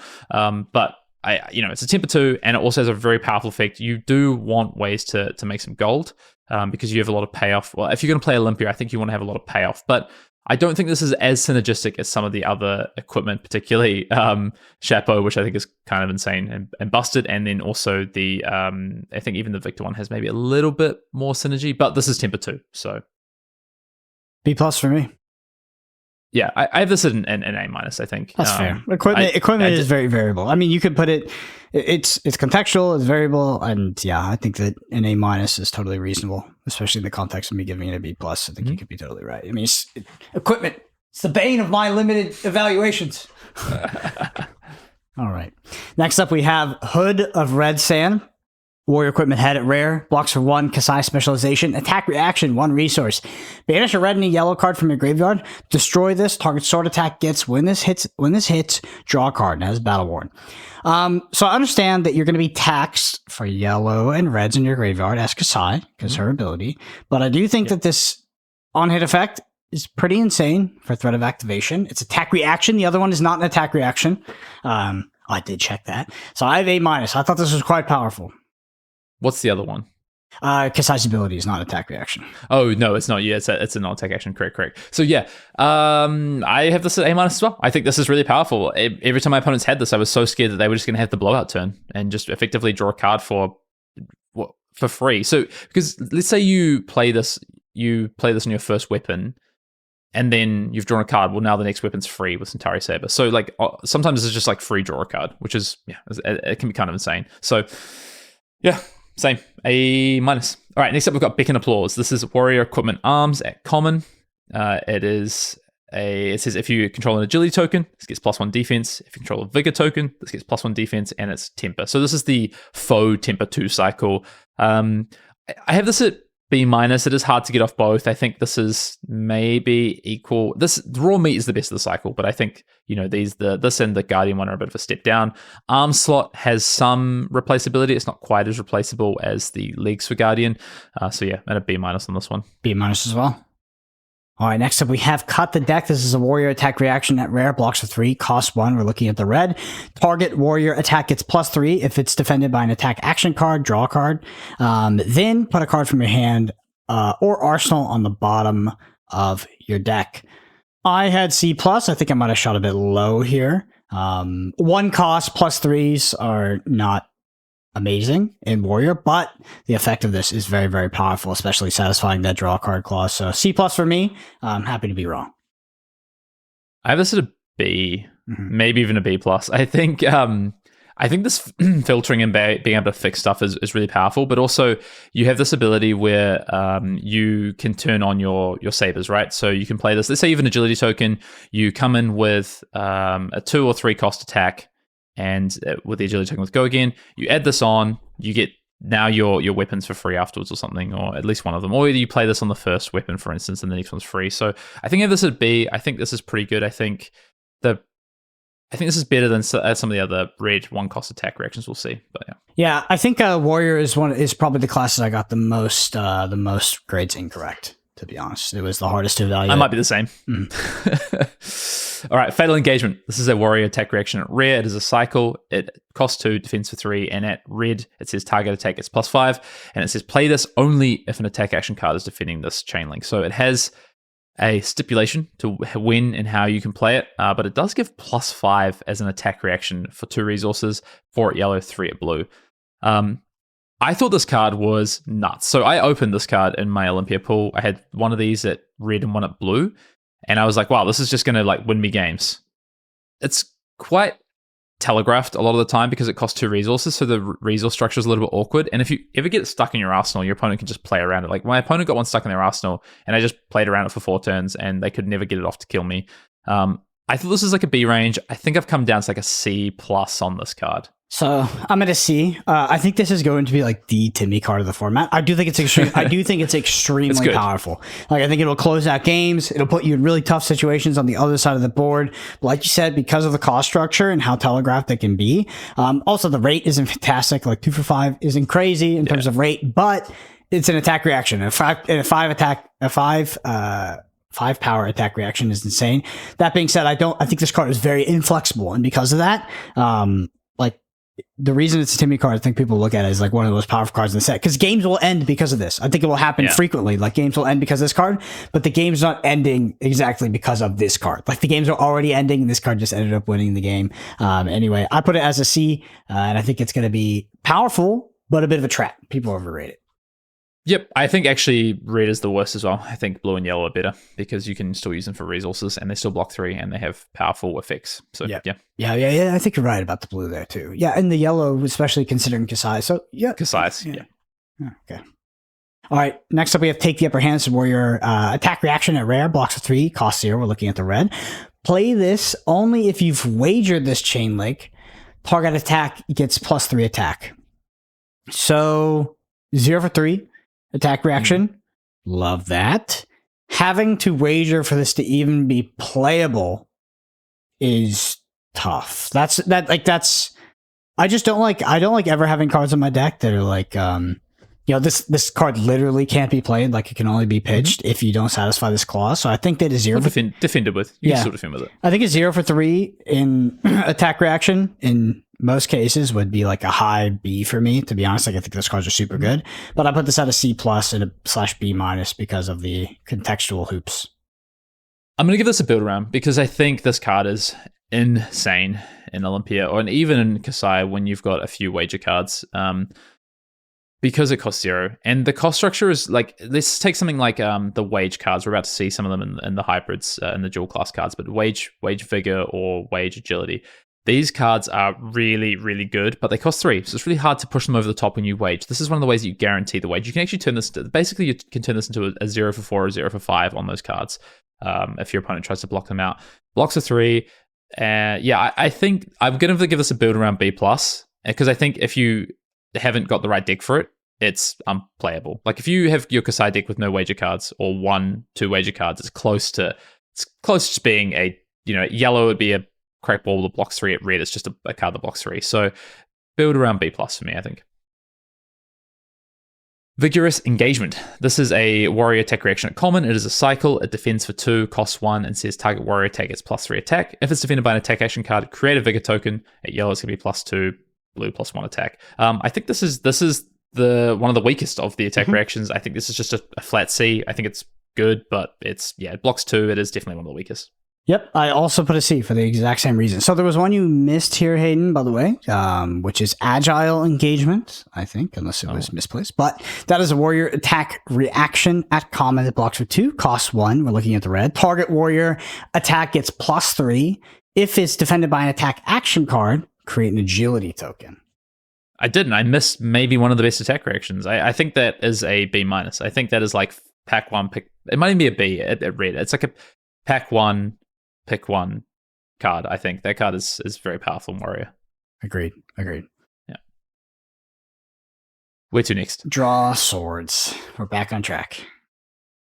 Draw Swords is a warrior non-attack action at common. It is a cycle. This one defends 3. It costs 3 and says your next warrior attack this turn gets +3 attack. Draw a card. Go again. Of course, drops down in power for yellow and blue. This card is really good, I think, at red. I think at red in particular, basically it's going to turn on your swords. So you want to be an agility-based deck, so I think you probably want to mostly play this in Kasai. But you're going to draw the card. Your Centauri Sabers are going to get that effect from Kasai. Because if you play this in Olympia, you're not going to get the cheap weapon effect. So this is a Kasai card, I think. But in that deck, I think this is like B- territory. It's not quite as insane as I thought it was going to be, but you can just like on your turn, okay, I have an agility token, it's my turn. I pitch my blue, I play my draw swords, I'm coming in for 2 attacks for free, and what are you gonna do? Mm-hmm. Like, are you gonna block these? If you block with any attack actions, I'm gonna get like 1 card, 6s or 7s out of this, so it's pretty good. This is my sorry, I said B in Kasai, but this is also my favorite art in the set. It's cool. It's your favorite art. It's cool. I think the way the lighting is done is really nice. And the text. I live my life on the edge of my blade. This isn't just an arena. This is my world. Apparently, Brian Gottlieb was writing a lot of flavor text. I heard something about that. This fine. annoys me that this has Olympia text on it when I think this is clearly a Kasai card, though. All right. Next up, we have Edge Ahead. This is a warrior non-tech action at common. Blocks for 3, costs 1. We're looking at the red. It says your next warrior attack this turn gets +3. And when this attacks a hero, you may wager an agility token with them. I had C+ for this. I could be a little low because agility token, once again. I do wonder how strong, like, of course, there's just so many warrior cards that are block 3 that are not attack actions, which seems really, really good. I like this card. I think this card's super important. I have this at B. I think agility, you need ways to make agility. I think this is also a way to trigger wager for Olympia. So this goes into both warriors. This is a card that can keep you super open in draft, I think, and has a really, really relevant effect. So maybe I'm overrating this a little bit, but it also blocks 3. So I think at red, this is like a B for me. And the blue is actually like quite a nice blue to have in your deck as well. Yeah, I did my set review this morning, and I knew I was going to get cooked on warrior. I just knew it. It's all right. Engage Swiftblade. This is a warrior non-attack action at common. Cycle, defense of 3, cost 1. Says your next warrior attack this turn gets +3. We're looking at the red. And if this is defended by an attack action card, this gets Go Again. And it has Go Again. So if we're looking at something like Edge Ahead or any of the cards that make agility, I think this is quite a bit worse, just having tacked on if it's defended by an attack. Okay, this is basically what I don't want. What I want is my cards to be controlled by me. So before we talked about the, if you've wagered this turn, get +3, the attack reaction, take the upper hand, versus something like, let's look at Fatal Engagement. Fatal Engagement comes down to how my opponent plays the game and what's in their deck. Take the upper hand comes down to how I'm playing the game and what's in my deck. And kind of similar when I look at Edge Ahead versus Engage Swiftblade. So Engage Swiftblade, like if I set up my turn to be like, okay, I've got 2 attacks, I need the Engage Swiftblade to be triggered. That's a really terrible situation to be in because that's on my opponent and how they block. Whereas Edge Ahead, I don't have to, I'm not getting Go Again on this turn. That's going to be an agility token for future that's going to set me up for a guaranteed Go Again. So I think Edge Ahead is a lot better than Swiftblade. I have Swiftblade at a C+, C. So I have. Exactly. Nice. All right. Next up is Holden. This is a warrior non-tech action at common. Blocks for 3, costs 1. Looking at the red, says your next warrior attack this turn gets +3. When this attacks a hero, you may wager a vigor token with them. Wow. Why did I rate this what I did? I rated this a C+, and I disagree with myself instantly. What do you think? I don't know. Why would I rate? I have this as a C for what it's worth. I think. Yeah. I just feel like I'm I was way more incongruent interested with my in agility evaluation with my rating here. So C+ seems a bit high for the Vigor token. I'd rather have the agility derivative. Yeah, I'm at a C here. Okay. Goblet of Blood Run Wine. This is the warrior action, non-attack action at blue. Defense for 2, cost 0. There is no cycle. It says create an agility and a vigor token. Go again. I think if Smashback Alehorn is a C+ for me, I think this is probably a C+ as well. I think this is the second best of the cycle, but I think it's enough better than the Guardian one that I'd probably give it almost a full grade higher, honestly. I'd C. C- on the, yeah. Makes sense. All right. Let's move on to the hybrid cards. We're moving on to the dual class cards. So we're going to go to each of the 3 of the dual classes. We're going to start with Brute and Guardian, Brendan. Yep, first up we have Gauntlet of Might. This is Bruce Guardian. Equipment Arms. At common, blocks for 1. Says action, destroy this, create a Might token. Go again, has Blade Break. I said I give this a B, and I said I really, really want this in Guardian. Yep, I have this a B, and I agree. You want this to pair with your concussors and your over-the-tops and all those things. It's also very good in Brute, and Brute doesn't have much competition for the arms, so I think this is a solid B. All right, next up we have Clash of Might. This is a Brute Guardian action attack. At rare, it is a cycle. It defends for 3 and costs 2. We're looking at the red, which attacks for 6, and says when this defends, clash with the attacking hero. The winner creates a Might token. So quite a cool cycle these. There's one for each of them: Clash of Might, Clash of Agility, and Clash of Vigor. I have this at a B minus. I think these cards are they're great in Brute and Guardian. I think the Warrior ones are a lot less good because you're going to win less clashes as Warrior. And Clash of Might, particularly in Guardian, like you're just saying, Brennan, like you want these Might tokens. So yeah, I have this at a B minus. Maybe it's more like a C plus in the other colors. The problem is, right, if you could guarantee you win every clash, right, this card is like a B. It's a 4 block effectively. It's a 3 block with upside. But the fact that if you block with this ever and your opponent wins the clash, that's effectively blocked for 2. That's pretty bad. So I think this is it's C plus range, B minus maybe. Out of C plus, same reason. Oh, nice. All right, nailing it. Next up, we have Battered Not Broken, Brute/Guardian, instant at rare, cost 0. We're looking at the red. Says next time you be dealt damage, no cycle by the way. Next time you be dealt damage this turn, prevent 2 of that damage if you do create a Might token. I think this has the best flavor text, by the way.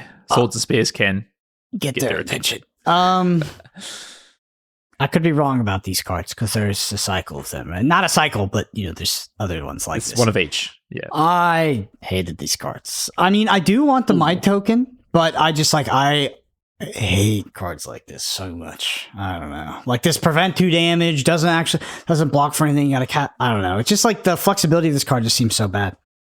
I don't know. They are reasonably inflexible, right? Like the same with the block cards. Like you need to get, they're only defensive. Yeah, but block cards block for 4. Like that's way better. Yeah, I mean, it's okay, but this is an unconditional Might token, right? The block cards, you have to clash for them, whereas this is an unconditional Might token. So if you're setting up your turn, it's like, hey, I've got this Concuss in my hand, and I've got this Battered Not Broken. I know I'm going to guarantee to have a Might token on this for my next turn if I play this Battered Not Broken.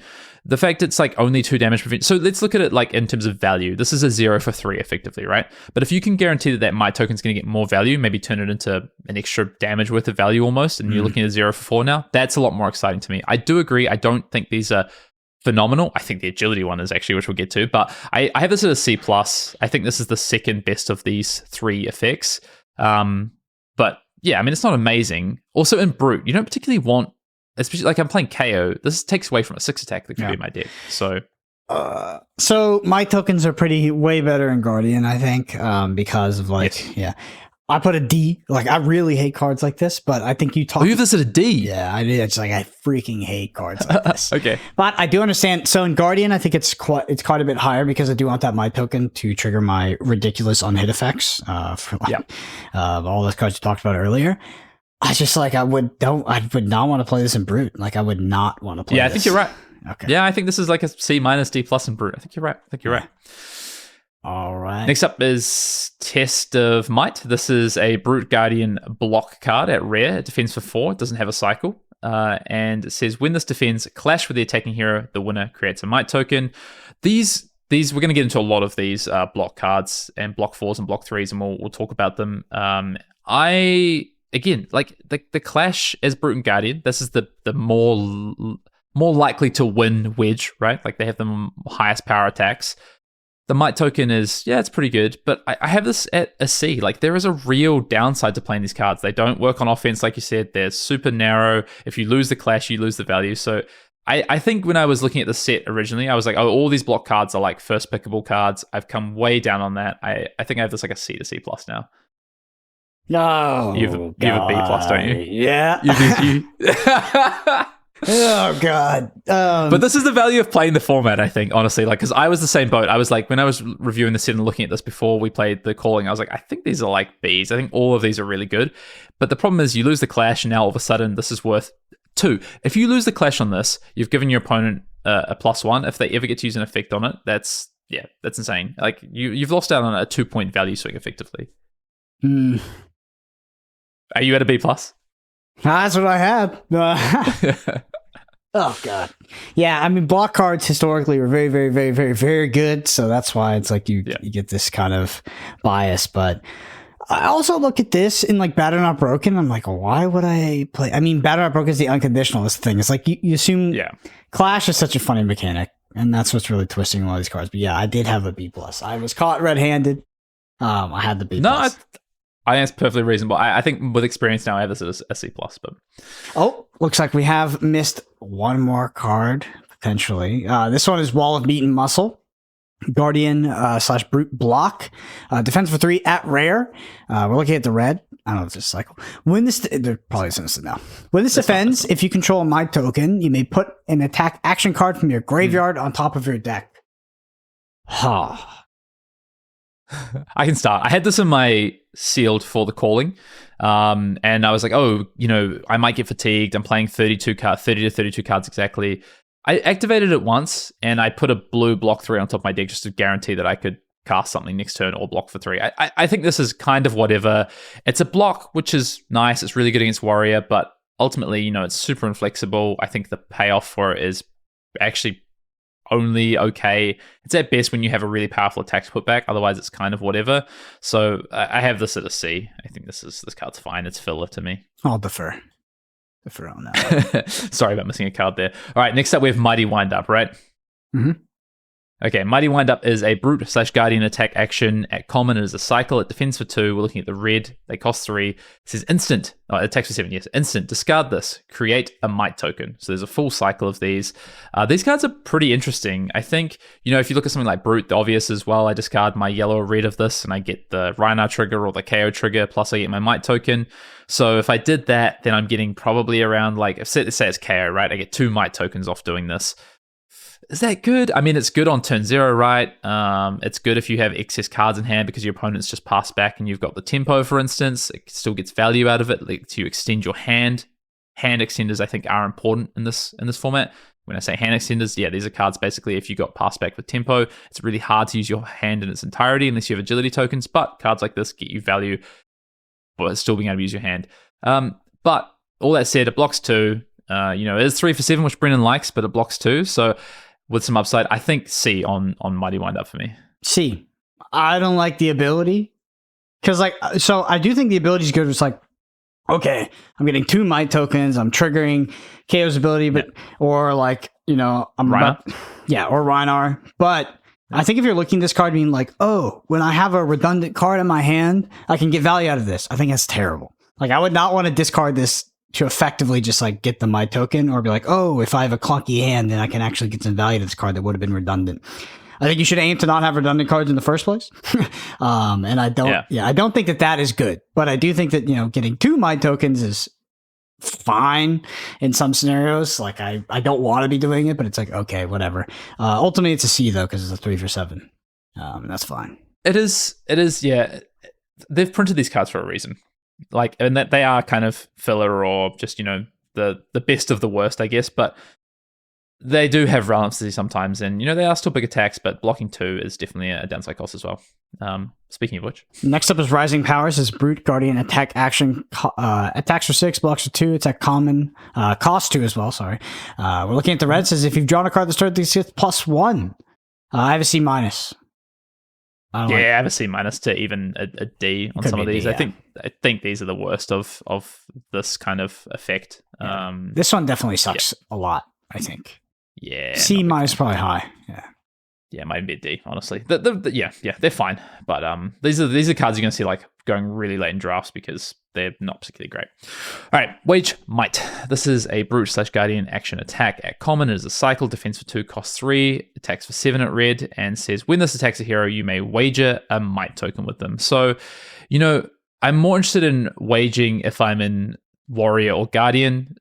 Brute, I'm not particularly that interested about wagering, to be honest. It's a lot easier to lose the wagers. You don't have the payoff for wagering, so I'm less excited about that. So I think this is, while the Might token is better than the Vigor token, I'm less excited about wagering in this wedge. So I have this at a C to C+. Don't get me wrong, if this is a free and you get to decide whether you wager or not, hey, I know my opponent can't effectively block here, or I really need to incentivize them to block, then a 2-card 8 is really powerful. So I have this at a C+.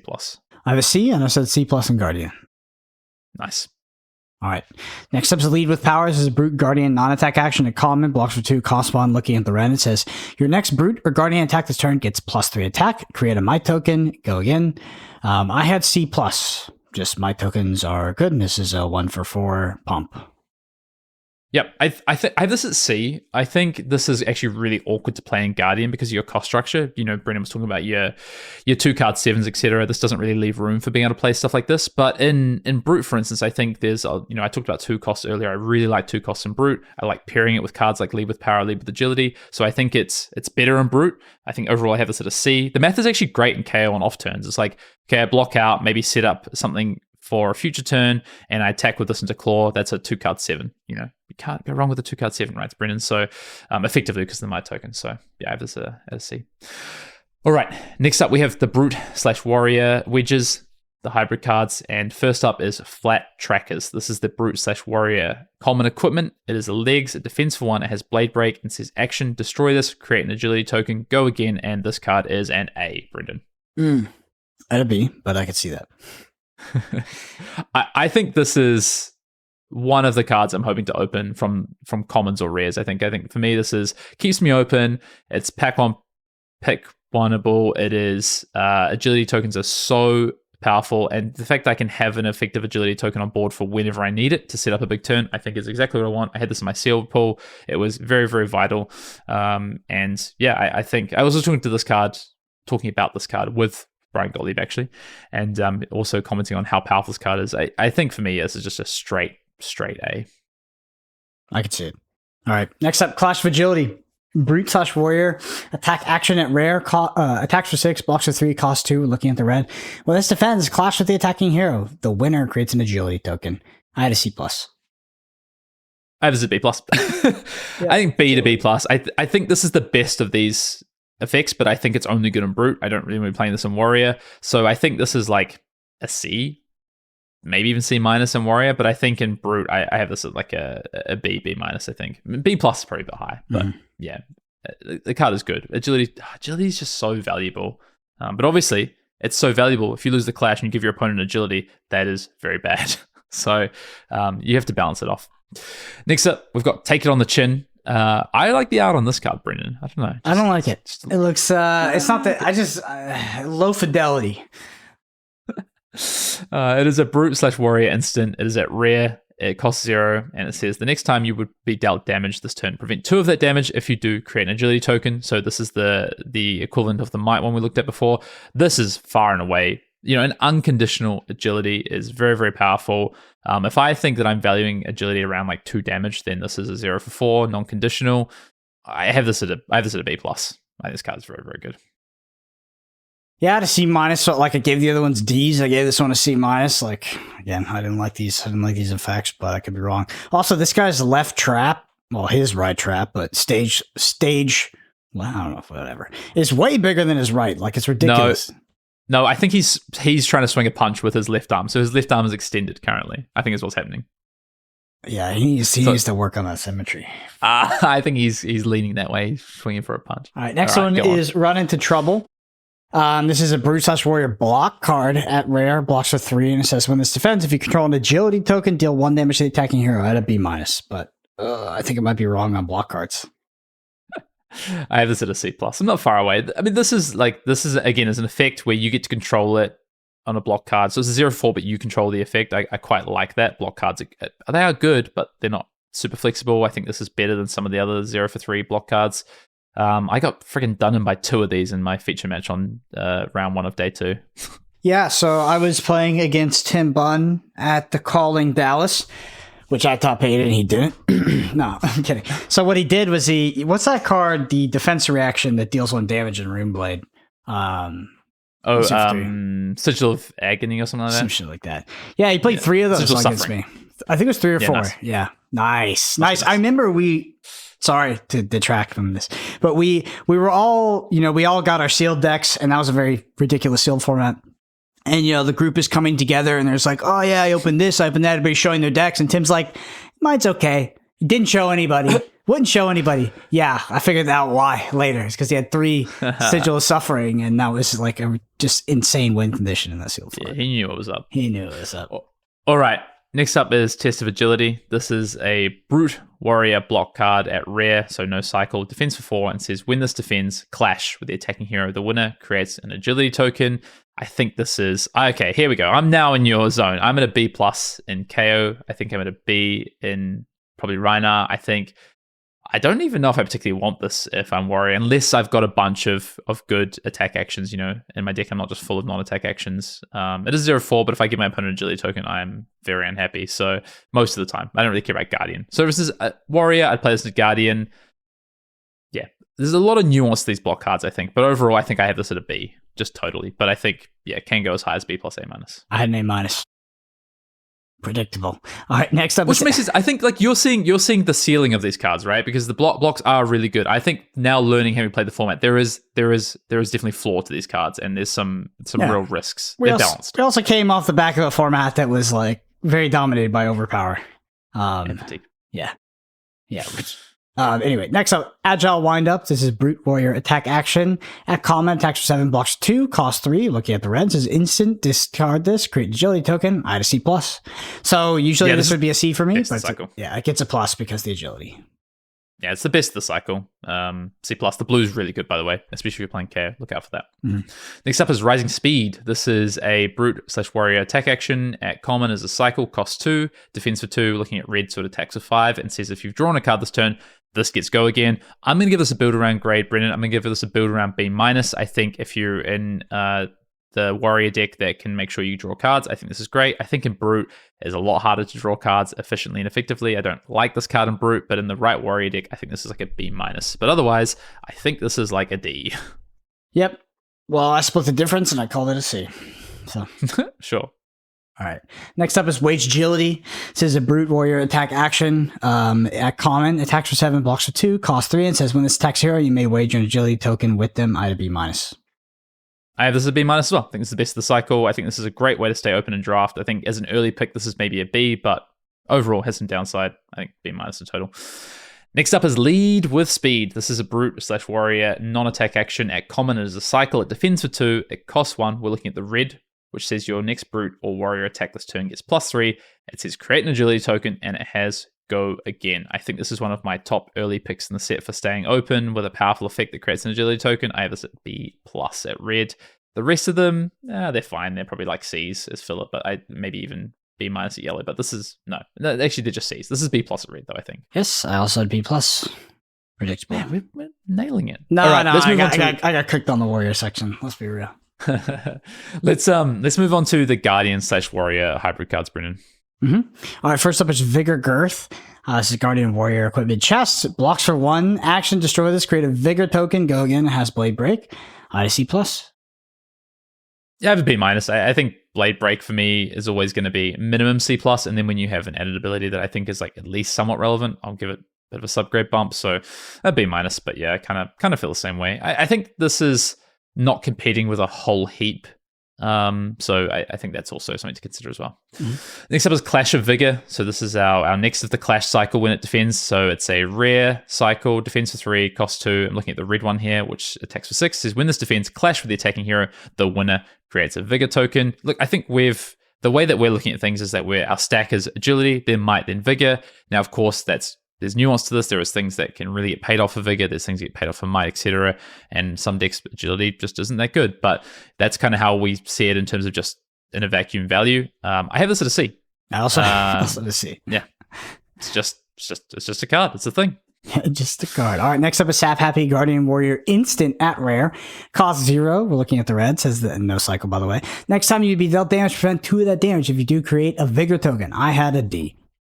Okay, all right. Now we can start talking. I think this is a 0 for 3 at minimum. And these cards are good against Warrior because you don't have attack reaction, defense reaction. So like some of these instant speed damage preventions are really good.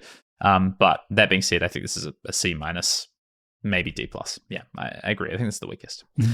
All right, next up we have Hearty Block. This is a Guardian/Warrior block card at rare, no cycle, defends for 3, and says when this defends, if you control a Vigor token, you gain 1 life. I actually like the life gain because it's really, there's no other life gain in this format. So, well, not at rare or common anyway.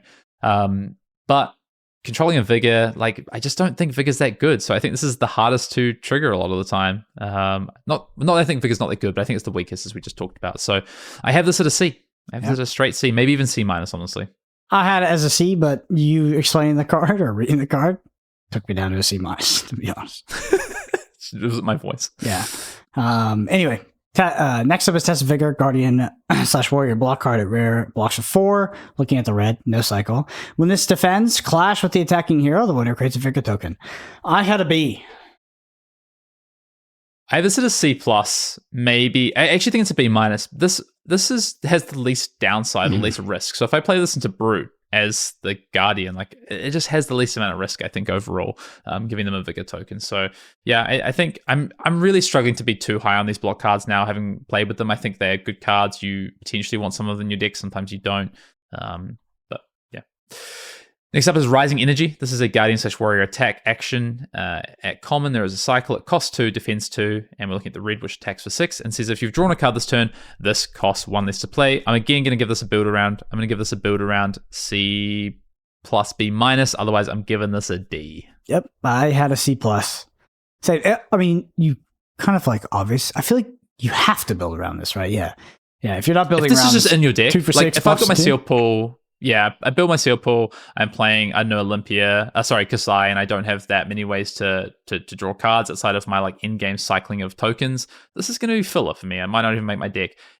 If I'm in Olympia and I have an engine, this pays off, then great. I really want this. If I'm in Guardian and I'm not in Victor and I'm in Betsy, I probably don't want any part of this card because it's just bad.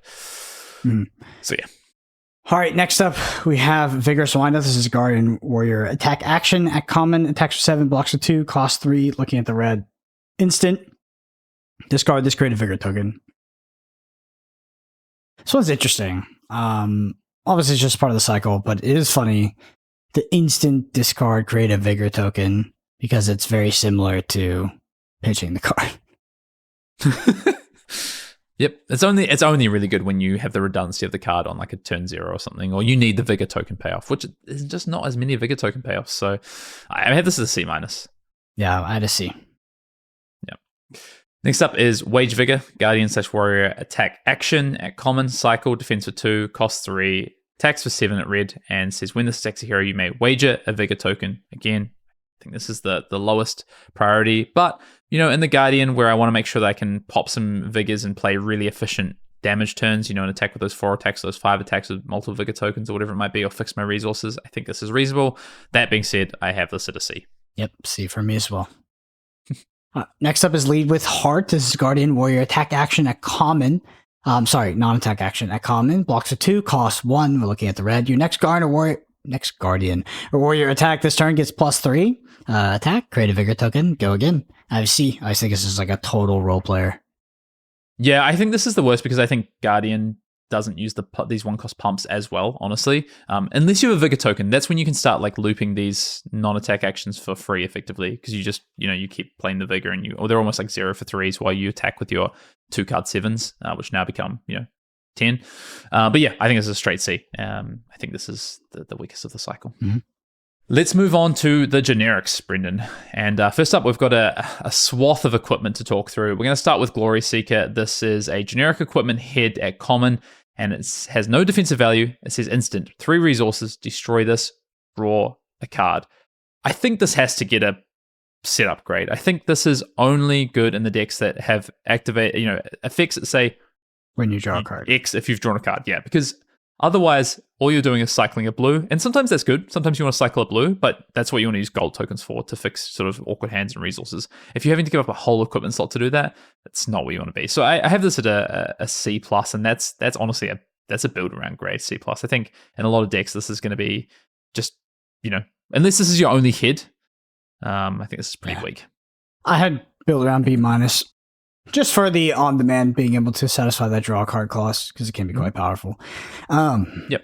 Next up is Shelter Cove. This generic equipment head at common says instant 3 resources. Destroy this the next time you be dealt damage this turn.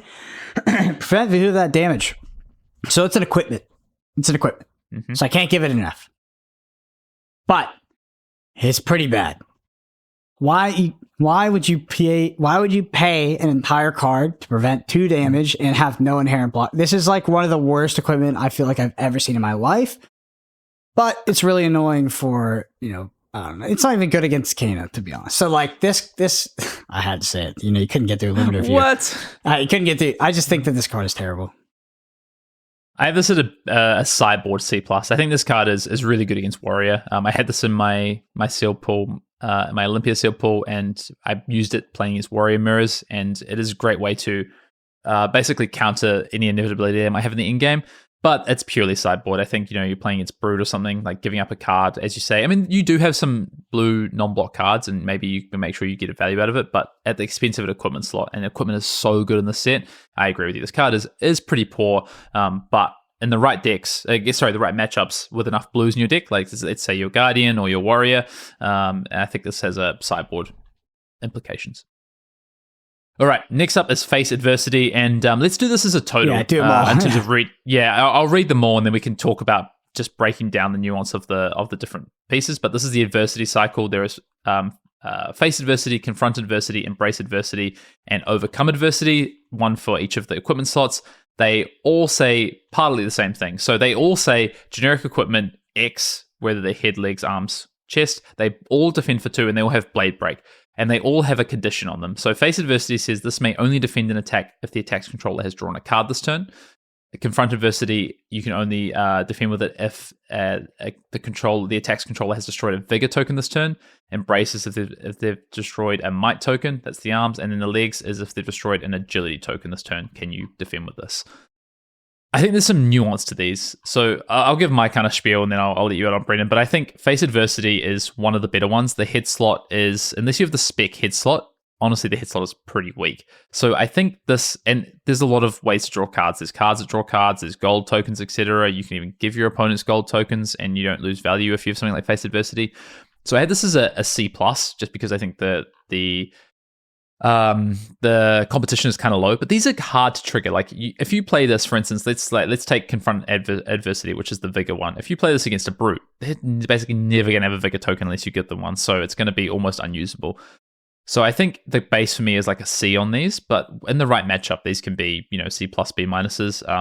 Apart from, I think the Agility one is like just basically a B minus. I just think that Agility is so strong. There's not that much competition in the league slot except for flat trackers.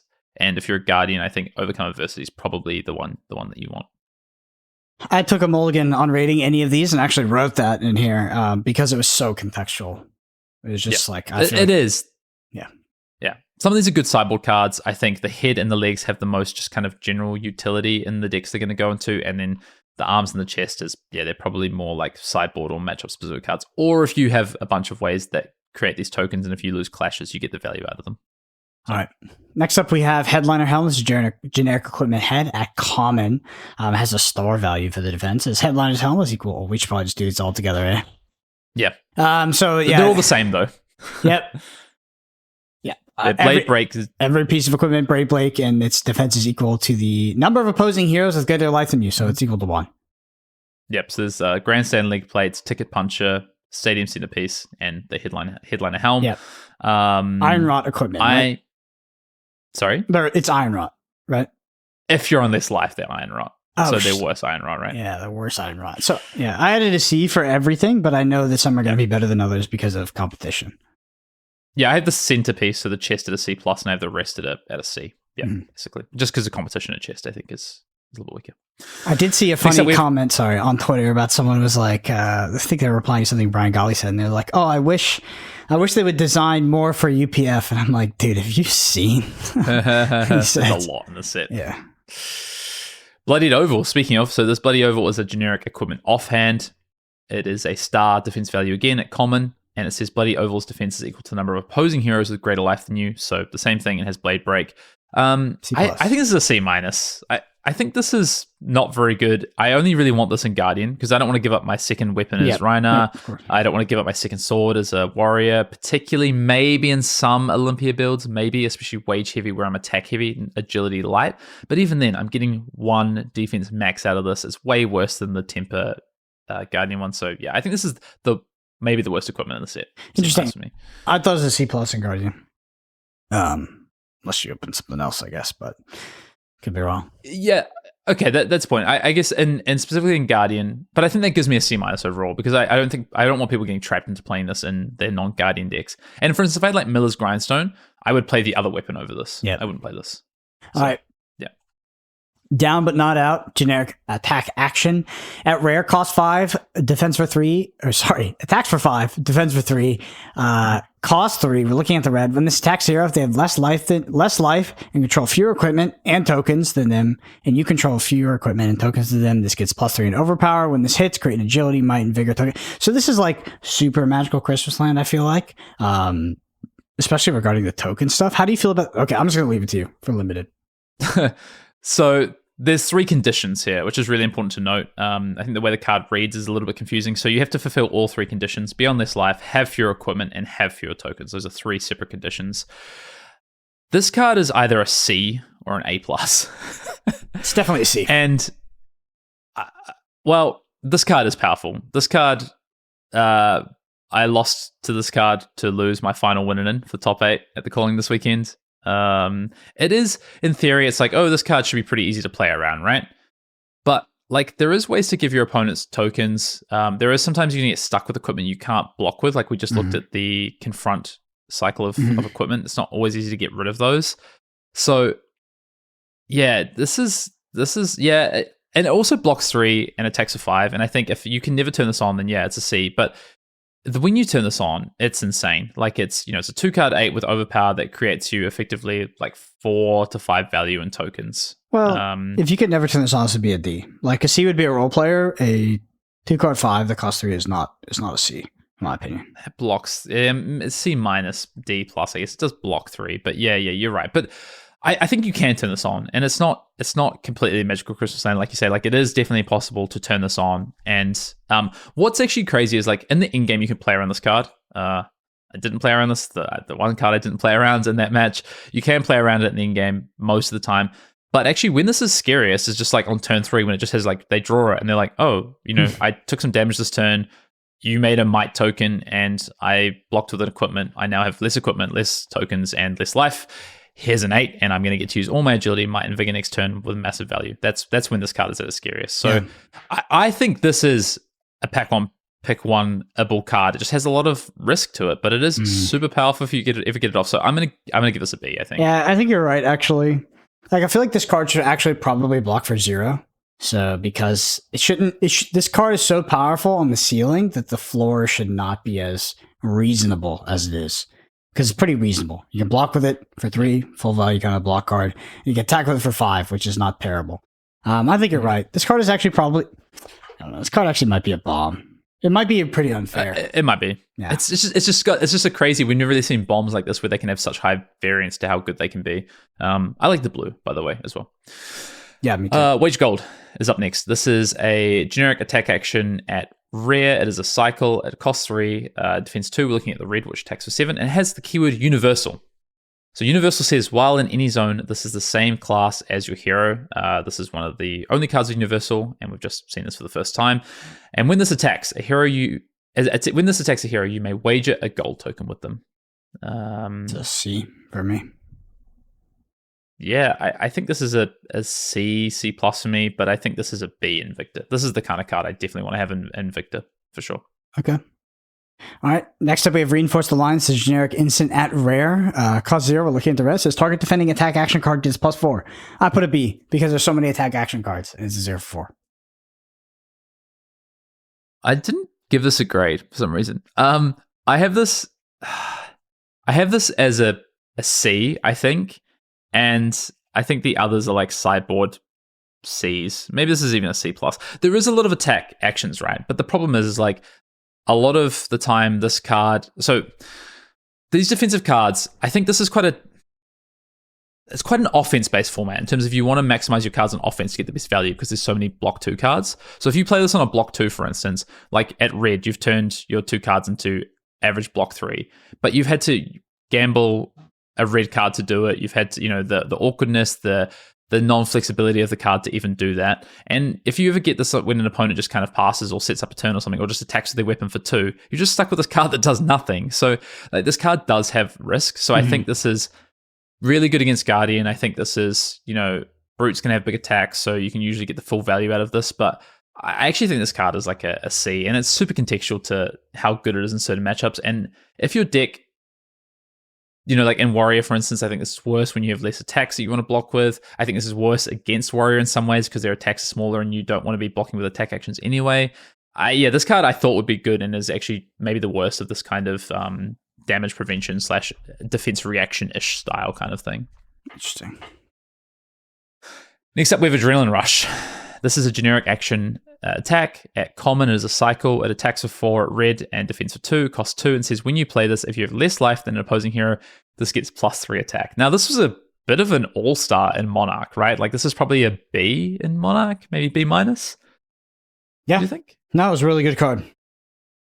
I think this is a D+ to C- in the set. To be fair, it was like really good in Bolton. I guess it was really good in Chain because Chain had so much go again. Yeah. It wasn't good in Leviathan, I don't think, or anything like that. So it was fine. But this card, I think, actively sucks in this format. There's too many block 2s. You want your block 2s to like synergize or be powerful-ish cards. I'd rather take a 3 for 7, right? It's a guaranteed 2-card 7 as opposed to this often not being a 2-card 7. I think this is almost as bad as it gets, honestly. I think this card is pretty poor. Don't get trapped into this card, honestly. I to see. All right, next up is Performance Bonus. This is generic attack action at common, attacks for 3, blocks for 2, costs 0. We're looking at the red. When this hits, you create a gold token. So this is played from Arsenal, it gets go again. So a couple of these effects, played from Arsenal, gets go again. I historically haven't been a fan of them. I had a C- for this. Nope. I have a setup C+ for Victor. This is a Victor card, and I don't think it's much else, honestly. Next up, Rally the Rearguard. This is another returning card from Monarch. It's a generic attack action. At common, it is a cycle, defense for 2, cost 2. At red, it attacks for 6. It says once per turn instant, discard a card. This gets +3 defense. Activate this ability only while it's defending. Important to note that whether this is red, yellow, blue, it gets the +3 defense clause. It's just the attack is less.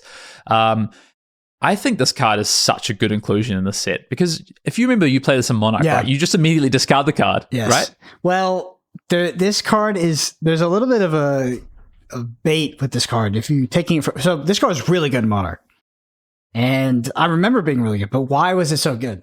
Well, because it has 6 attack. Yeah, so it's 6 attack. Yes, it was a popper, which is busted, and it was kind of playable in some other heroes, and I don't know. The card is actually not that insane. I don't think in this set. It's better in this set, I think. What the fuck? Okay. So take the popper thing aside. The red obviously in Monarch was insane because it was a popper. Take that aside. Let's look at the blue, for instance. This is an instant. So you can defend with this, and then if they have the attack reaction, for instance, you can discard the card into it. Also, there is a lot of 2 blocks in this set and a reasonable number of no blocks. And I think being able to turn your 2 blocks into a 3 block is really good. I think. Yeah, basically what I was going to say is a Monarch, the first thing you do, because there's no attack reactions, or there was a glisten or whatever, but you go block and I'll discard this card, so it's for 5. In this set, you're actually a block, any reactions, they're I have no reaction, or I do, and then you're okay, and reaction step, I discard my card. That's quite fair. funny, but yeah. I have this at a C+. Okay. For blue and red. Okay, I defer. Trade-in. Yep. Is that me? Yep. I'll read it. Trade-in is a generic attack action at common. Is a cycle again. Defense for 2. Cost 0. Red attacks for 3. It says when this attacks, you may discard a card. If you do, draw a card. If this was played from Arsenal, it gets go again. I think red is a C, and it's good in Kasai and any of the draw card payoffs, so mostly Warrior. And I think the rest are Ds. And I think in most decks, it's going to be probably a C- or D. Yep, I had C. All right, next up we have Lunging Press. This is an OG. Generic attack reaction at common. Blocks for 2, cost 0. Looking at the blue, no cycle. Target attack action card gets +1. I have a D. I have a C- for one reason.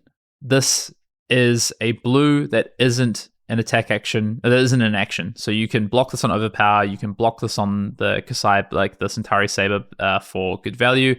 And I do actually think that the +1 on wages is really relevant to push them over the top. So I have this as C-. But yeah, I don't think this card's particularly great, but it does have some utility and upside that isn't obvious at first glance. Money where your mouth is, Brendan. Next card, generic action at common is a cycle, defends for 2, costs 1, and says your next attack action this turn gets +X. We're looking at red, so it's +3. And when this attacks a hero, you may wager a gold token with them. Go again. I think this card is a solid C, but it's an important card for Victor and Olympia. Maybe a C+ in those decks. I see as well. All right, next up we have Starting Stake. This is a generic non-attack action at common, blocks for 3, costs 0. It's a yellow. It says if you control no gold tokens, create a gold token. I had a D. Mm-hmm. Yeah, I have a D+. In Victor, this card's actually good because you create a gold. This says create a gold, draw a card. And so you get value out of that. And it blocks 3. I played this in my sealed pool because against warrior only because it blocks 3 and it's an all-attack action. But otherwise, I wanted no part of it, basically. Yeah. Many are denied their place in history simply because they failed to make their very first coin. Very true. Brian Gottlieb was like, I'm super proud of this. All right, and the last card in our common and rare set review for heavy hitters is Tester Strength. This is a generic block card. Defensive 4, one of the first cards we saw in the previous season. It only comes in red, no cycle. It says when this defends clash with the attacking hero, the winner creates a gold token. I think in Victor, this is a straight B, B+. I think otherwise this is kind of just okay, C+ range. I had a C+. Crazy. Is that revised? No, actually not. Okay. Which just because gold is kind of whatever. Yeah, exactly. Yeah. For the right heroes, though, gold is obviously very, very good. Right. We did it. That's the Heavy Hitters limited set review for the Rares and Commons. I have a lot to say about this limited format. I'm excited to kind of share that over the coming weeks. Make sure you check out the video that will go up before the weekend on the pre-release sealed primer, how to build your sealed deck, things to look out for, why play each hero, how to get into each hero. I think it pairs well with this kind of set review we've done here. I think, you know what? We were actually, considering the fact you haven't played the set, Brendan, I think we're pretty aligned on a big chunk of these cards. Yeah. Seems like after 3 years, I'm starting to get decently accurate at this. Also doing it in 3 different card games. We'll see. I definitely got owned on the Warrior stuff, which I was probably just wrong about.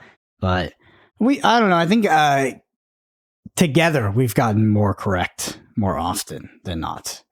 Chris Gehring, probably would disagree. I think he likes this one, though. I think he'll like this one. Yeah, but Chris Gehring is often wrong, so that's part of it. Chris Gehring didn't really like our review of items in Bright Lights, which a lot of that review is for pre-release. And Chris Gehring, the sealed format of Bright Lights that's on you. Hey, shout out to LSS and the development team for the set, though. I think, I only played a little bit of this so far, but I'd say at the same point in every other seal format I've ever played, I've started to be like, I never want to play the seal format ever again, except for maybe Welcome to Wraith. I feel very differently with heavy hitters. I think there's a lot to explore. I'm super keen to draft this a bunch more. I think the draft itself is interesting, but the gameplay in the set is so good. And I think if you haven't already, go and check out the coverage from the weekend, from the calling, day 1 sealed, day 2 draft, and otherwise, also just shout out to 2 of my good friends who made top 8 at the calling, Nick Butcher and Dr. Damakai, both making top 8 in the calling. Despite could have been 3 of you in the calling in the top 8. That would have been wild, huh? Wow, little bit of what was the word I'm looking for? Dan was feeding me in our pod on day 2, and may have passed me a brute signal, and then immediately decided to cut me out of brute. So. What are friends for? It's not the story Dan told me. I'm sure it's He's not. like, I took this chump out. Took him out. We never played. We dodged each other, but yeah. All right. I think that's going to do it for episode 146 of Arsenal Pass. This is the Heavy Hitters, or this has been the Heavy Hitters limited set review. Drop down in the comments. Let us know what you think. What cards are you excited to open? What is the best card? What is the best common and rare in this set? I think it's Good Time Chapo. I think that card is insane. I just think the equipment are also so strong overall. So may your pools be good this weekend, and take us out, Brendan. Yep. Well, if you enjoy this podcast, then one thing you do is leave us a review on Apple Podcasts or Spotify. There's a video version of this on YouTube. Video version, if you're listening on audio platforms, can help you a lot because there's card images. YouTube.com/Arsenal Pass. Thank you all. Thank you especially to our patrons. You help us do what we do. As we queue up for PTLA, expect those deck techs and deck guides to come your way as well. I will be playing. Hayden will be playing. Sasha Markovic, you will be playing. You will not bail on us. But yeah, I hope you all enjoy your limited gameplay when it comes to heavy hitters, and we'll be taking more looks at the set as we prepare to draft it on the world stage at Pro Tour Los Angeles. So thank you all so much for listening. We'll see you next week.